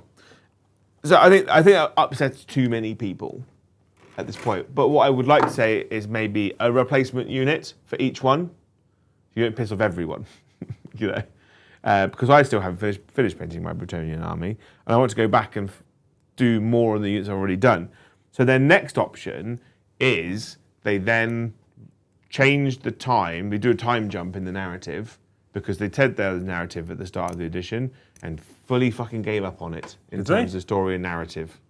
We're fighting it a specific time frame, but there's been no like narrative books, you know.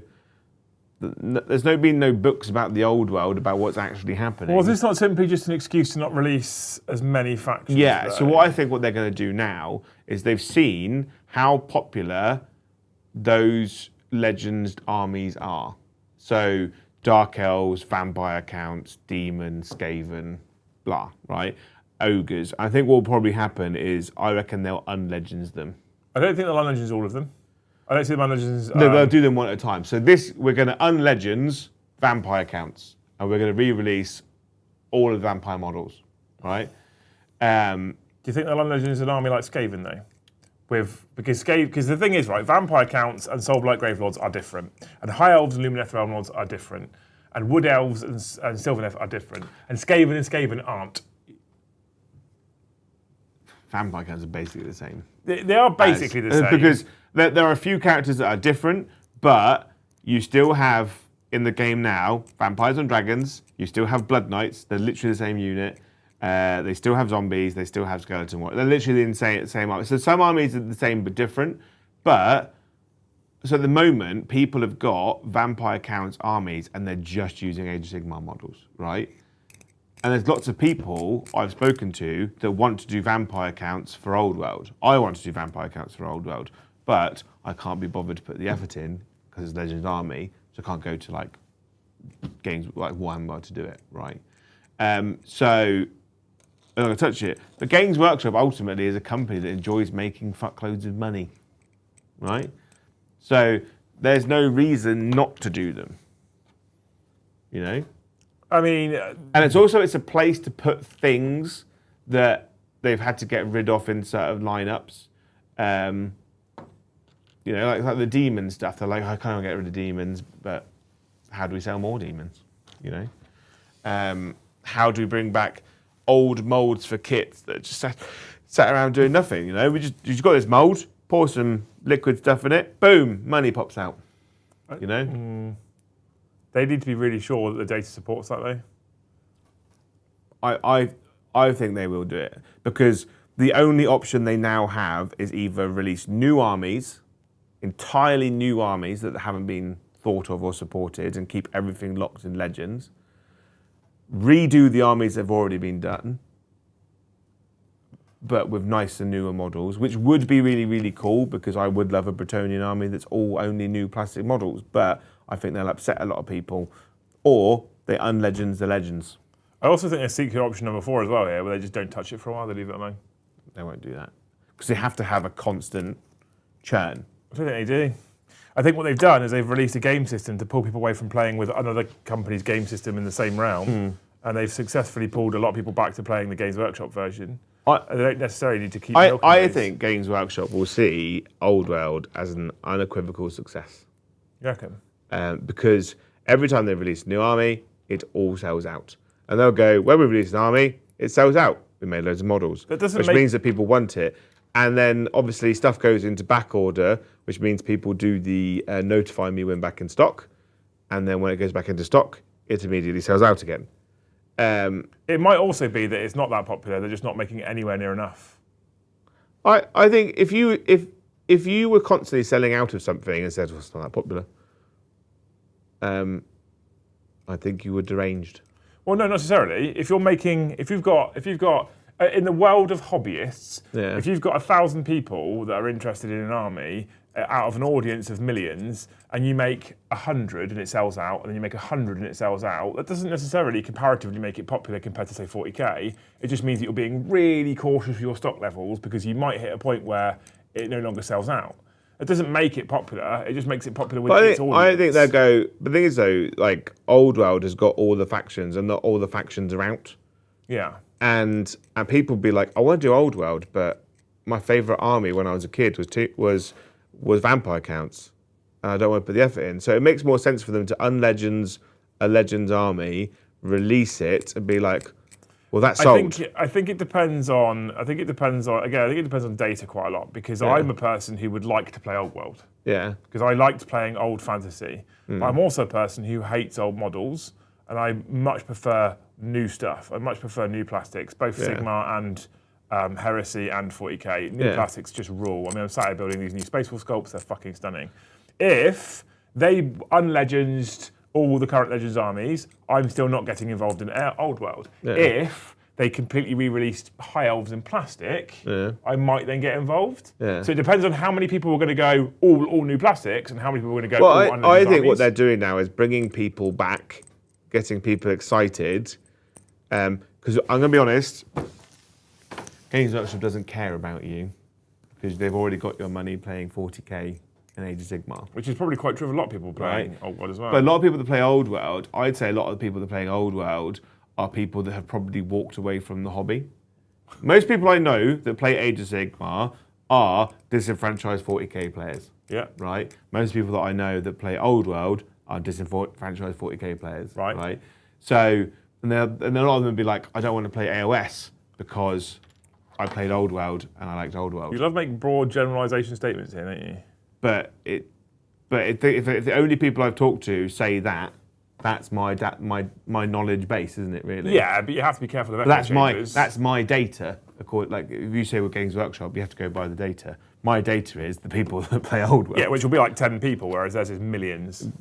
But who are they asking? They don't put questionnaires out, do they? No, they'll be using website hits. Yeah, and website selling. They use website data, yeah. Yeah. So by that logic, if their website is already always sold out and they put stuff onto it, it's more sold out.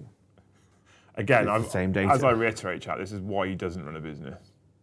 But you're saying they're going by a basic set of data, and the data is always sold out. No. They won't be going by basic data at all. There's no way they'll go by basic data because that doesn't make sense.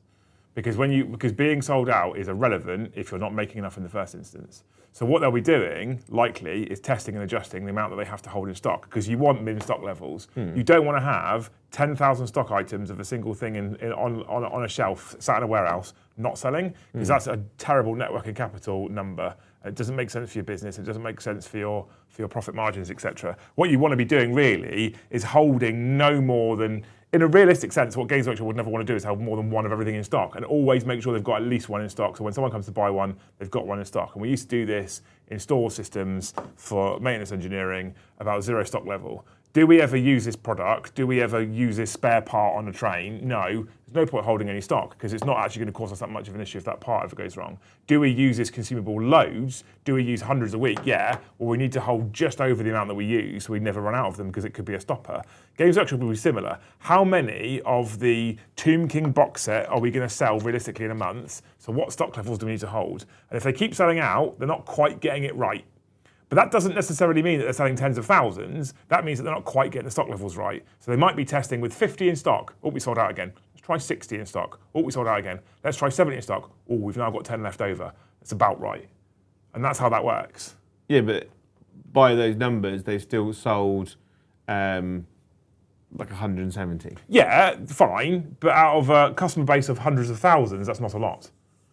Yeah, but So it's relative, isn't it? It's got to be relative to their overall customer base. yeah, but they're probably dealing in much bigger numbers than 50 and 70. Oh, no, they are. Absolutely they are. I'm using it as an example. But the thing is, like, they go, well, we've sold out everything from to these people that want wood elves.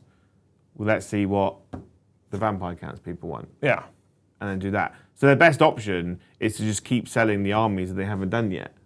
Possibly, yes. But it might be that they have 1,000 people that would play High Elves if they released a whole plastic High Elves army, and it might be that they have 200 people that would do vampire It's also counts. production. I could, as a company, I go, I could pay this guy 10 grand to design me an entire High Elves army, or I can go dust off those molds and just put stuff into it and they'll sell. But there's also a possibility that the reason why they legend specific armies wasn't entirely narrative based, and a couple of them was because the molds are fucked and they'd have to remake them, and they cost millions. Maybe. So, we don't know. This is the problem, isn't it? We have no idea. So Just don't know. data is always misleading. Not in this. The thing is, Ash, there is a level of misleading data for Old World because Joe said it himself. Like a lot of people will play Wood Elves and just use a lot of Sylvaneth models. Yeah. And so you might see a spike in Sylvaneth sales. So there is some skewed data in Old World, but actually, for the most part, they're selling old models. The Bretonnian kits are predominantly old models. You can't really use Empire or Cities of Sigmar. You can maybe use some things. I don't know. You know. Well, the thing is, better though, you can't. So I've seen people that play Empire that only use Cities of Sigmar models. Yeah. Right, So the data is skewed there, but Yeah. I don't think it's as skewed as bad as Kill Team. Kill Team is wildly skewed. Kill Team, I think Games Workshop have probably just gone. It's just part of 40k now. Yeah. Because the interesting thing that's happened last week was that they put the Kill Team rules out for the new box set before you could pre-order the box. Oh, really? So the rules for the AdMech... They've not done that before, have they? No. It's the first time they've done The that? 40k rules for the Kill Team box set normally come out 2 days before you can get your actual hands on the physical product. That's So like interesting. 2 days before. So this is the first time they've gone, here's the rules, make your buying decisions based on that, right? Because I think they've gone, this is an interesting box set. Raveners are an odd choice for Tyranid, are a edge case choice for Tyranid players, and the AdMech team's quite weak, right? So they've gone, by the way, those Tyranid rules are fucking mental, Yeah. right? Also, you're going to want to buy 6 boxes of this. You need to buy 6 boxes of this set to get the maximum number of kill teams that you require to make a 40k army. Yeah. Right? And then there are people that actually play a kill team that might want it. Is there? Is there though? It's Ash and 6 other people. Yeah. You know, enough to do a campaign. If they all got together, you know, you could fill a small village hall in Croydon. So,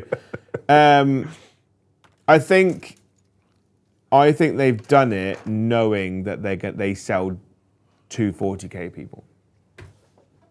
Okay. They've done it knowing that 40k people want that box set. Yeah, I think so. Because I know I fucking want it. But again, I wanted it before I knew the rules because I just wanted the models.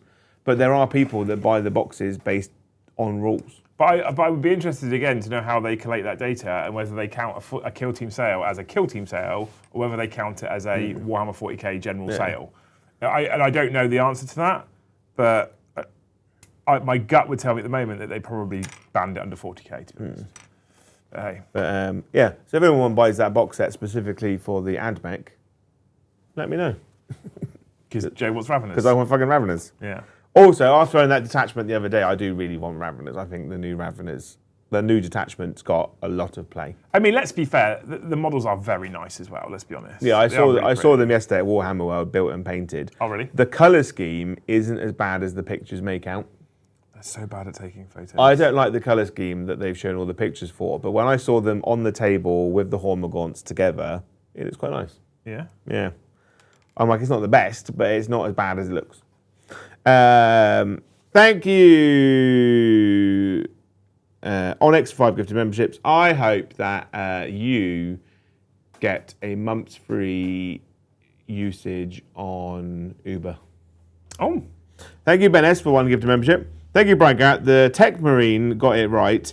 He goes Angry Martian. Yeah, so when a vehicle gets destroyed within 6 inches of a Tech Marine, he gets more angry. He doesn't get sad like other Space Marines do. Good, that's what he should Yeah. do. You should get angry. You destroyed my beautiful creation. It's like the most lunacy one is that when a librarian's in a unit, they get feel no pain from psychic attacks because of the psychic hood that he's wearing. The moment the unit is dead, he doesn't get that. Yeah.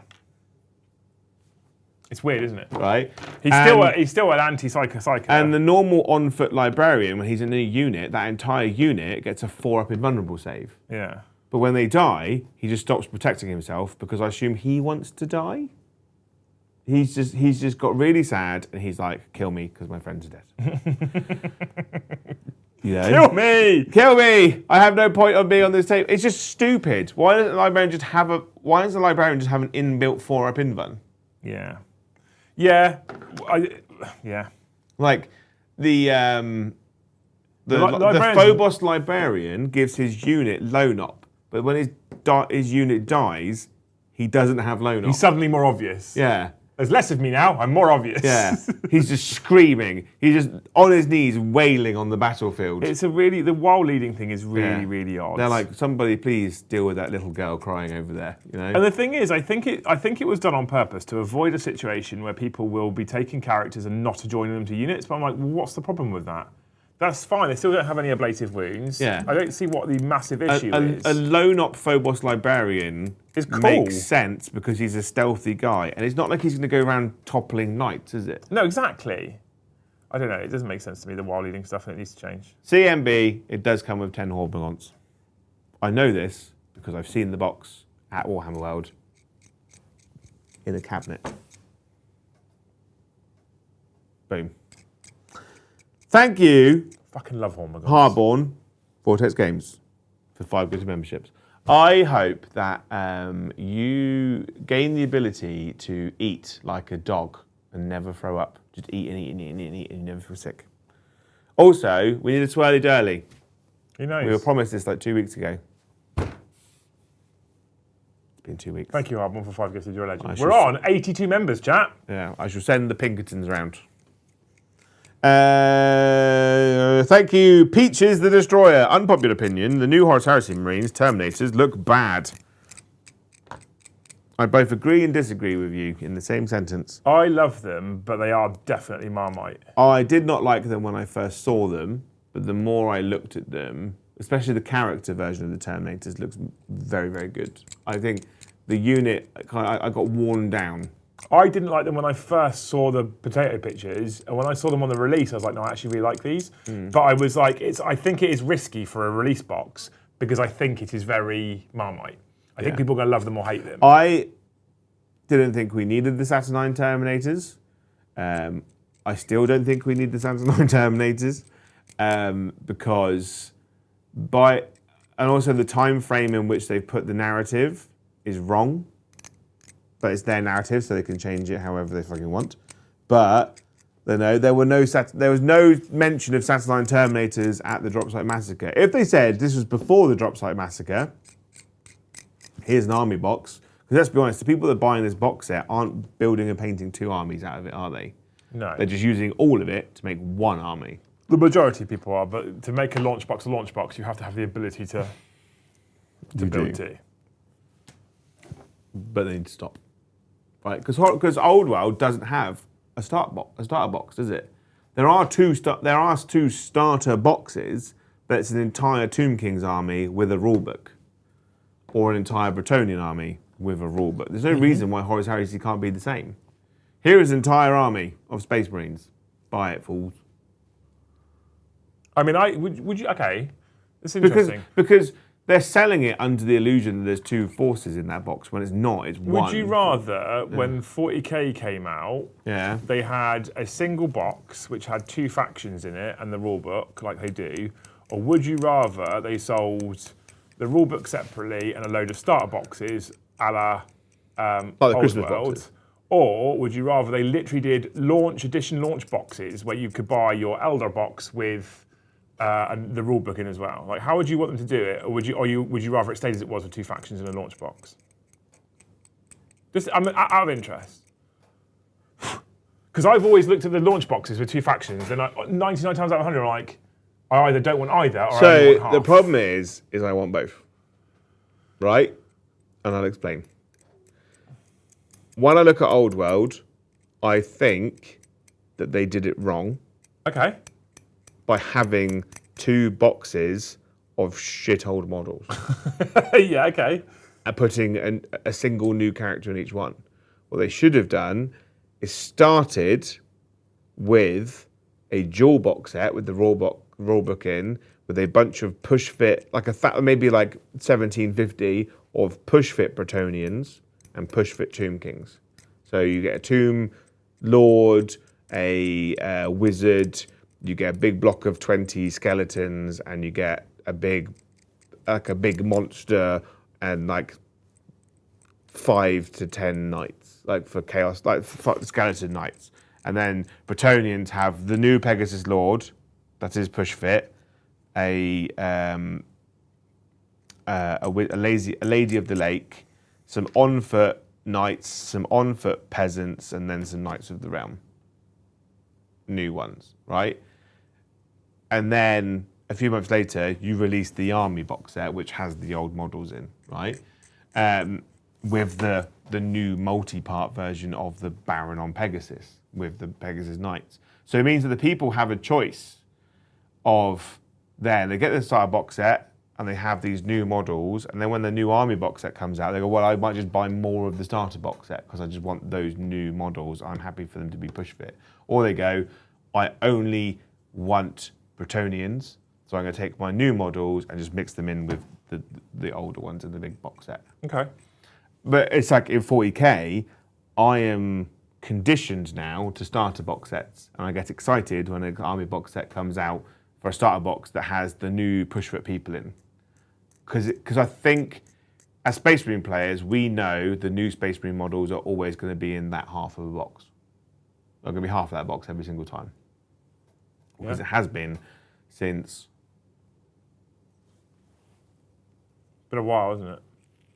I don't think there has been a starter box that hasn't had Space Marines in. Because they're like, they are...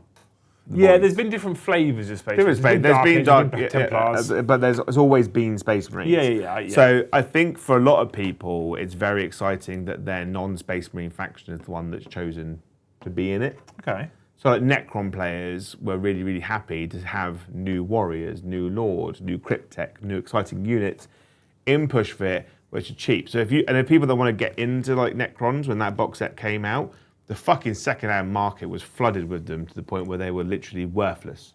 So you could make a Necron army really, really, really cheap. But I think at the same time, I'd like to see a Christmas-style box set that has the rulebook in it for other factions. So you don't get the cheaper push-fit models, but you get a... you don't do like the Space Marine chapters, but you do like a Space Marine box set, which has a Lancer in it, some Intercessors, some Terminators, some Blade Guard, right? And the rulebook. And you do an Eldar version, you do a Necron version, you do a Tyranids one. So if you're a Tyranids player and you don't play Space Marines and Jakari or Orcs, and you have no interest in those, but you want the rulebook, you go, well, I'll get the rulebook with some models in it. You know, I think that's what I think they should do. I'm into it. They can launch it all at the same time. Yeah. It'll be a hell of a fucking launch because you have to do one for every faction except the chapters. But yeah, I don't think it's economically viable for them, but I like the concept. yeah, I just do it that way. Because like knights don't need one because a knight is a fucking £100 already. So like to have 2 knights and a rulebook paying £200, you don't want to do it. But if you're a Space Marine player spending £150 on a box set that has a bunch of models and the new rulebook, I think you're quite forgiving. Yeah, okay. I think they need to do both. But then the rulebook also has to be a good rulebook that doesn't need loads of pages of clarifications and updates, because otherwise it's just a... Do you know what I mean, though? Right? But I think that's the way they should go. I think they all need to look at the models and how they're working and just do it that way. Or they do spearheads with the rulebook in. Yeah, because I say this because if you bought an army box now, or bought a starter box now with the rulebook in it right now, you know the rulebook is useless. Wrong, isn't it? Ultimately. Yeah, but I think you do them at launch, and then after 6 months you just stop doing them. Okay. Because like the Christmas box sets, right? The only place I see so like Warhammer World has got loads of Christmas box sets in it still. Yeah. And every time I'm like, oh, that's really, really nice. I'd like one of them. And if it had a free rule book in it, that wouldn't change my decision whether I bought it or not. But if I was someone who was getting into the hobby, seeing a Christmas box set in a shop of a random army is quite likely to buy it. Okay. That's what I do. Interesting. Yeah. Thank you, Everyone. Caleb, for coming a Jarl. And then thank you, Liz B, for 20 gifted 20? memberships. Liz, you lunatic. Absolute hero.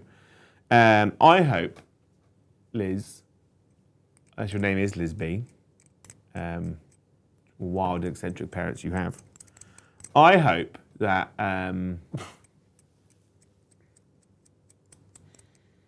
for the rest of your life, you're not typecast by your name and that people don't just buy you B stuff all the time.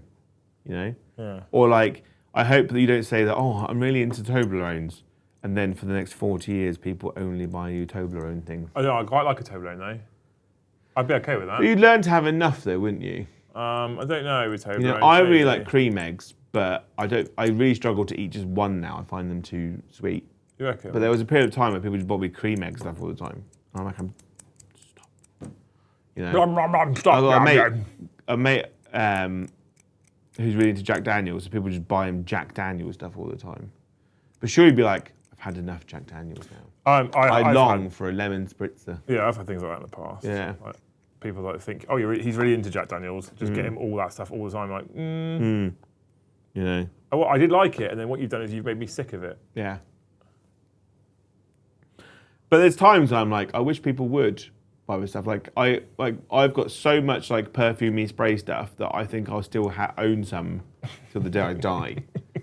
Because people just buy it. Like, So that's when Mum buys I've got no idea what to get you for Christmas thing. Here's some smelly stuff. I've got sealed boxes from my mum from about 2 years ago. Have you? Yeah. Oh. So I was to be like, Mum, there's a couple of Christmases where I was like, stop buying me stuff. Please. Because if it's clothes, I'll never fucking wear it. And if it's smelly stuff, I don't have the capacity to use it or store it in places. I asked for Games Workshop vouchers last year. Did you? I didn't fucking get any. Don't know why. Big sad. Makes me sad. Thank you, Ron McClock. We all know that greatest faction Games Workshop ever created is Skaven. More ratty goodness all over Warhammer World, please. Yeah, I know they're not a hero faction. I love Skaven. Skaven are a cool faction. They're just a real...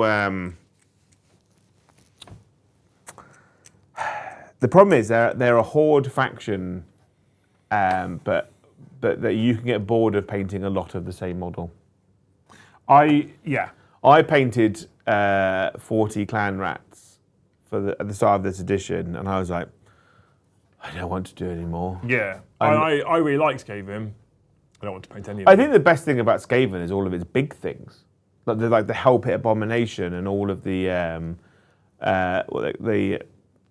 giant clan, the giant rat things, like the rat ogres. I love them. I think a lot of Skaven's charm is in the mental big stuff. That's just things sewn together, like the Frankenstein rat stuff. Yeah. I love Skaven.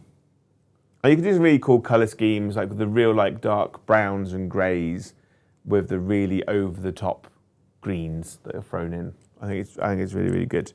I'd love to play with Skaven. I never want to paint any. And there we go. Yeah. I really like the Warplock Giselles, the sniper people. They're really cool. I really like the Flayer things. They're like the little lawnmowers that roll around squishing stuff. Big fan of them. I've got the old starter box half somewhere for Skaven, and I just have never got around to doing it because I don't know, it doesn't excite me. Oh, I will get asked at the Skaven army up to about 2,000 points eventually. It's just... I do like them though. I do like Skaven. Just the forever battle. Thank you, Maxwell Martin. Did you ever consider having a custom chapter to reduce expense? After my third Marine army, I said, screw it, and went custom, so I don't have to collect in triplicate. However, any plans for Deathwatch? ? This is also part of the conversation I had with Liam this morning, actually, is that people don't like it when channels have custom chapters. Because people, when they search for battle reports, go Astra Militarum battle report, Sisters of Battle, or Adeptus Sororitas, Tau battle report. Yep. Chaos Space. Well, the Chaos Space Marines fall under the same umbrella as Space Marines, actually. Necron battle report.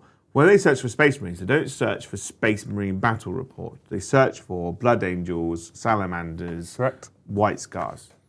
So because I always wanted to do like Celestial Lions or Spears of the Emperor or Minotaurs for the channel. For the same reason, to reduce expenses, or have to paint the same fucking unit over and over and over again. But people don't want that. I remember when Tabletop Tactics made their own custom chapter, like Dragons of the Forge or whatever it was called.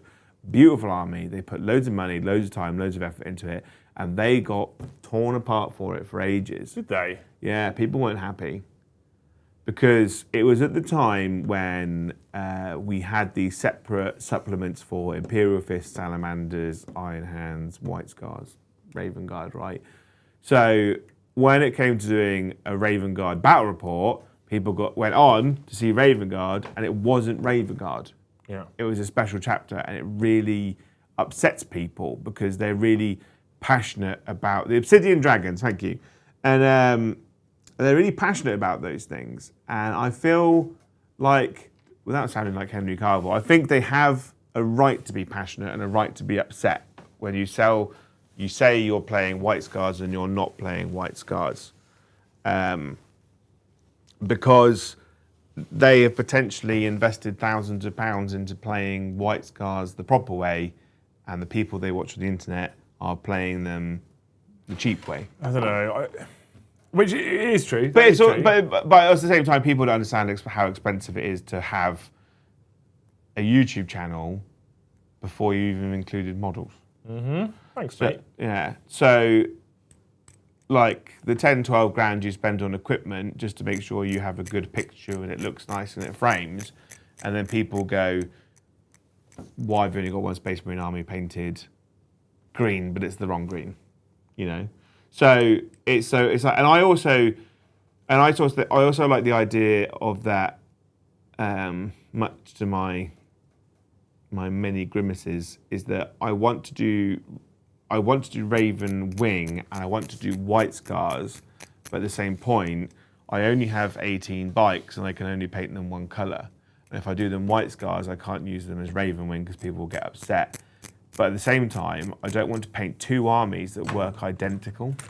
I want every Space Marine army I do to function how the narrative of it does, but also functions differently to another one. So if I do a White Scars army, there's no point having Raven Wing because they do the same thing. It's like I don't want to have to paint the exact same 20 units for Raven Guard, Iron Hands, Salamanders, Ultramarines, Imperial Fists. Like if I'm doing Imperial Fists, I want to do like all bolter stuff. I don't want to include any flamers, right? So if I'm doing Salamanders, I want to have stuff that's all flamers and not really bother with bolt guns. If I'm doing Raven Guard, I want all the Phobos stuff and jump things. If I'm doing Iron Hands, I probably want to do dreadnoughts and vehicles and maybe some Gravis stuff, but I'm probably not going to take infiltrators and intercessors on foot. Make sense? Yep. Sense? Mm-hmm. But it does fundamentally mean that if you're trying to just show an army off competitively, all Space Marine armies fucking play the exact same and they all use the exact same units. But I think that's, as we discussed with the army composition force org chart, I think that's to a detriment to Games Workshop's ability to write Space Marines. Yeah. Chapters should play like how they narratively are, because people choose chapters based on their narrative, not because they want to take the best units and win. For the most part, yeah. I think For the most part. But I only work in ultimate sweeping statements, so you get what you're given. It's 10 to 5. I know, you keep talking. People keep giving us money. I'm not. I'm enjoying building models, Joe. So I'm here for it. Sandy McDonald, fibre for Joe wearing an In Utero t-shirt. Thank you. I got it from Primark. Did you? Yeah. Primark going systematically through bands from 2005 backwards and just selling t-shirts from them, which I'm all for. But I'm the kind of person that refuses to buy a Guns N' Roses t-shirt because they're everywhere. I don't really like Guns N' Roses, but I did really like Nirvana. But you always see like girls wearing Guns N' Roses t-shirts. No. And I'm not like Ash who'd be like, name 5 Guns N' Roses songs now, or take that t-shirt off. But maybe each wants to look at their boobs. Yeah. Stop being weird, Ash. Yeah. Stop trying to look at women's boobs. Thank you, Richard C, for 20 gifted Another 20 memberships. You know? Oh my God, you boys. Heroes, one and all. If we had another 20, we'd be over 100. I hope that they build a statue of you, Richard, in your local nightclub. And for many years, it is worn down by people grinding on it. Yeah. Good on you, Richard. Thank you, Richard Z, for the super chat also. The yellow one. It says, spreading love as it's my birthday and off for a steak dinner with the other half. Happy birthday, Richard. Everyone say happy birthday to I Richard hope she gives you a blowy. Yeah. Yeah. Steak and blowjob day. Yeah. Because it's your birthday. And you get a present that you really want. I hope. I mean, is that not the same thing? Sometimes you don't want a blowjob, but sometimes I want toys. You know. Wait, are you suggesting you'd rather have toys than a blowjob? No, I want both, but a week later I want something to show for it. You know, I had a great moment and a lovely story to talk about to myself, but I also got toys. I'm going to be honest with you, in my head, the toys just don't win in that circumstance. I'm not saying I don't want it. I'm happy to receive it, but I also want toys. I'm just greedy. I want all the things. Yeah, I know. I'm aware. Okay? Okay? Thank you, Keith Rogers. Not all armies, corps/battle line are created equally. For some armies, it was a tax. For others, they were taking them regardless. Yeah, that is also the problem. I think that's the biggest problem inherent in the system, is that... Which is why it kind of works in Heresy, because they're all Space Marines. It's all the fucking same. Yeah. But it's also the same... It's less the same for Old World, because Old World, there's no limit on the size of your unit. You could literally have a unit of 50 Night Goblins. Sounds amazing. It's a brick. But you could also have a unit of 100 Knights on foot. Just boom, and then just slowly, but it wouldn't work very well,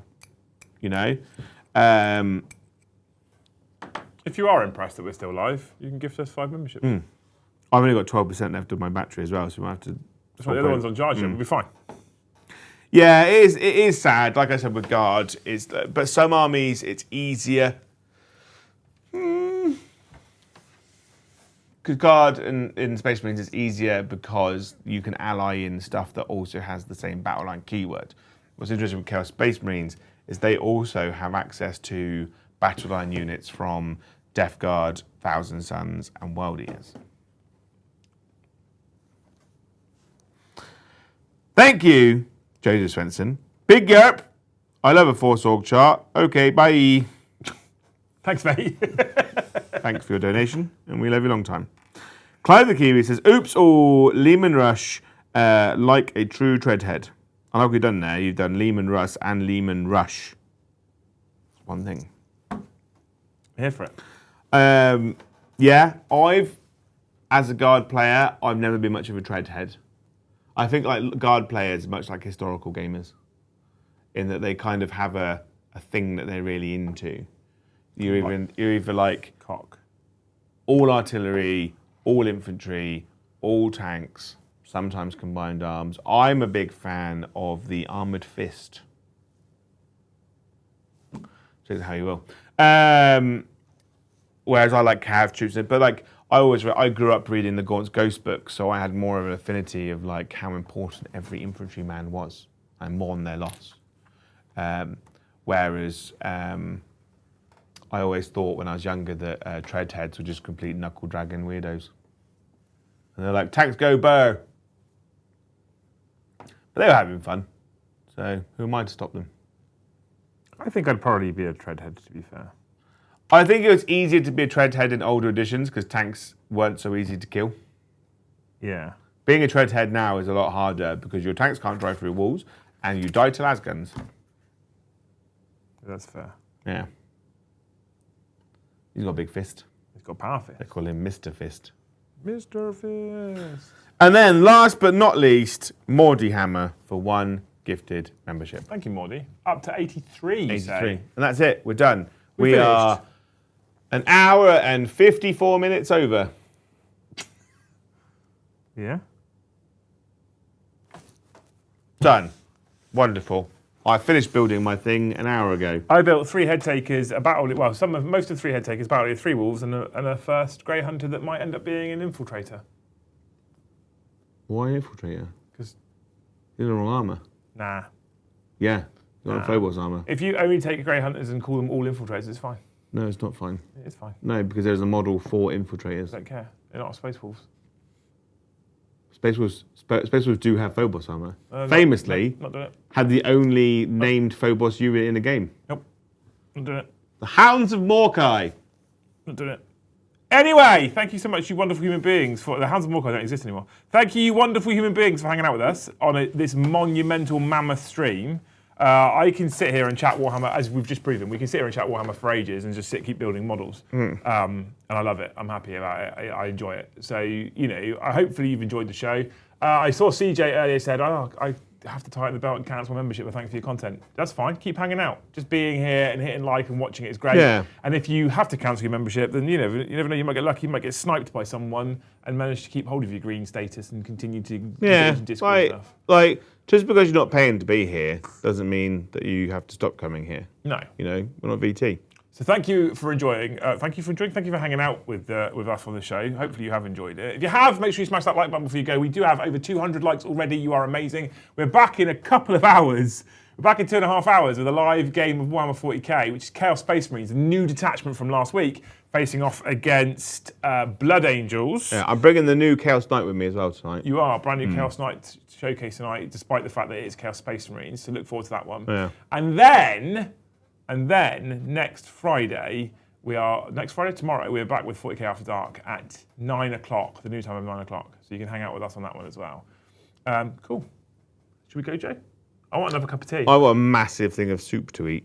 Yeah. Yeah. So hopefully we'll see you wonderful people tonight. Thank you so much for all the super chats. Thank you so much for 83 new members. You're amazing people. And we'll see you in the next one. Bye, overtime.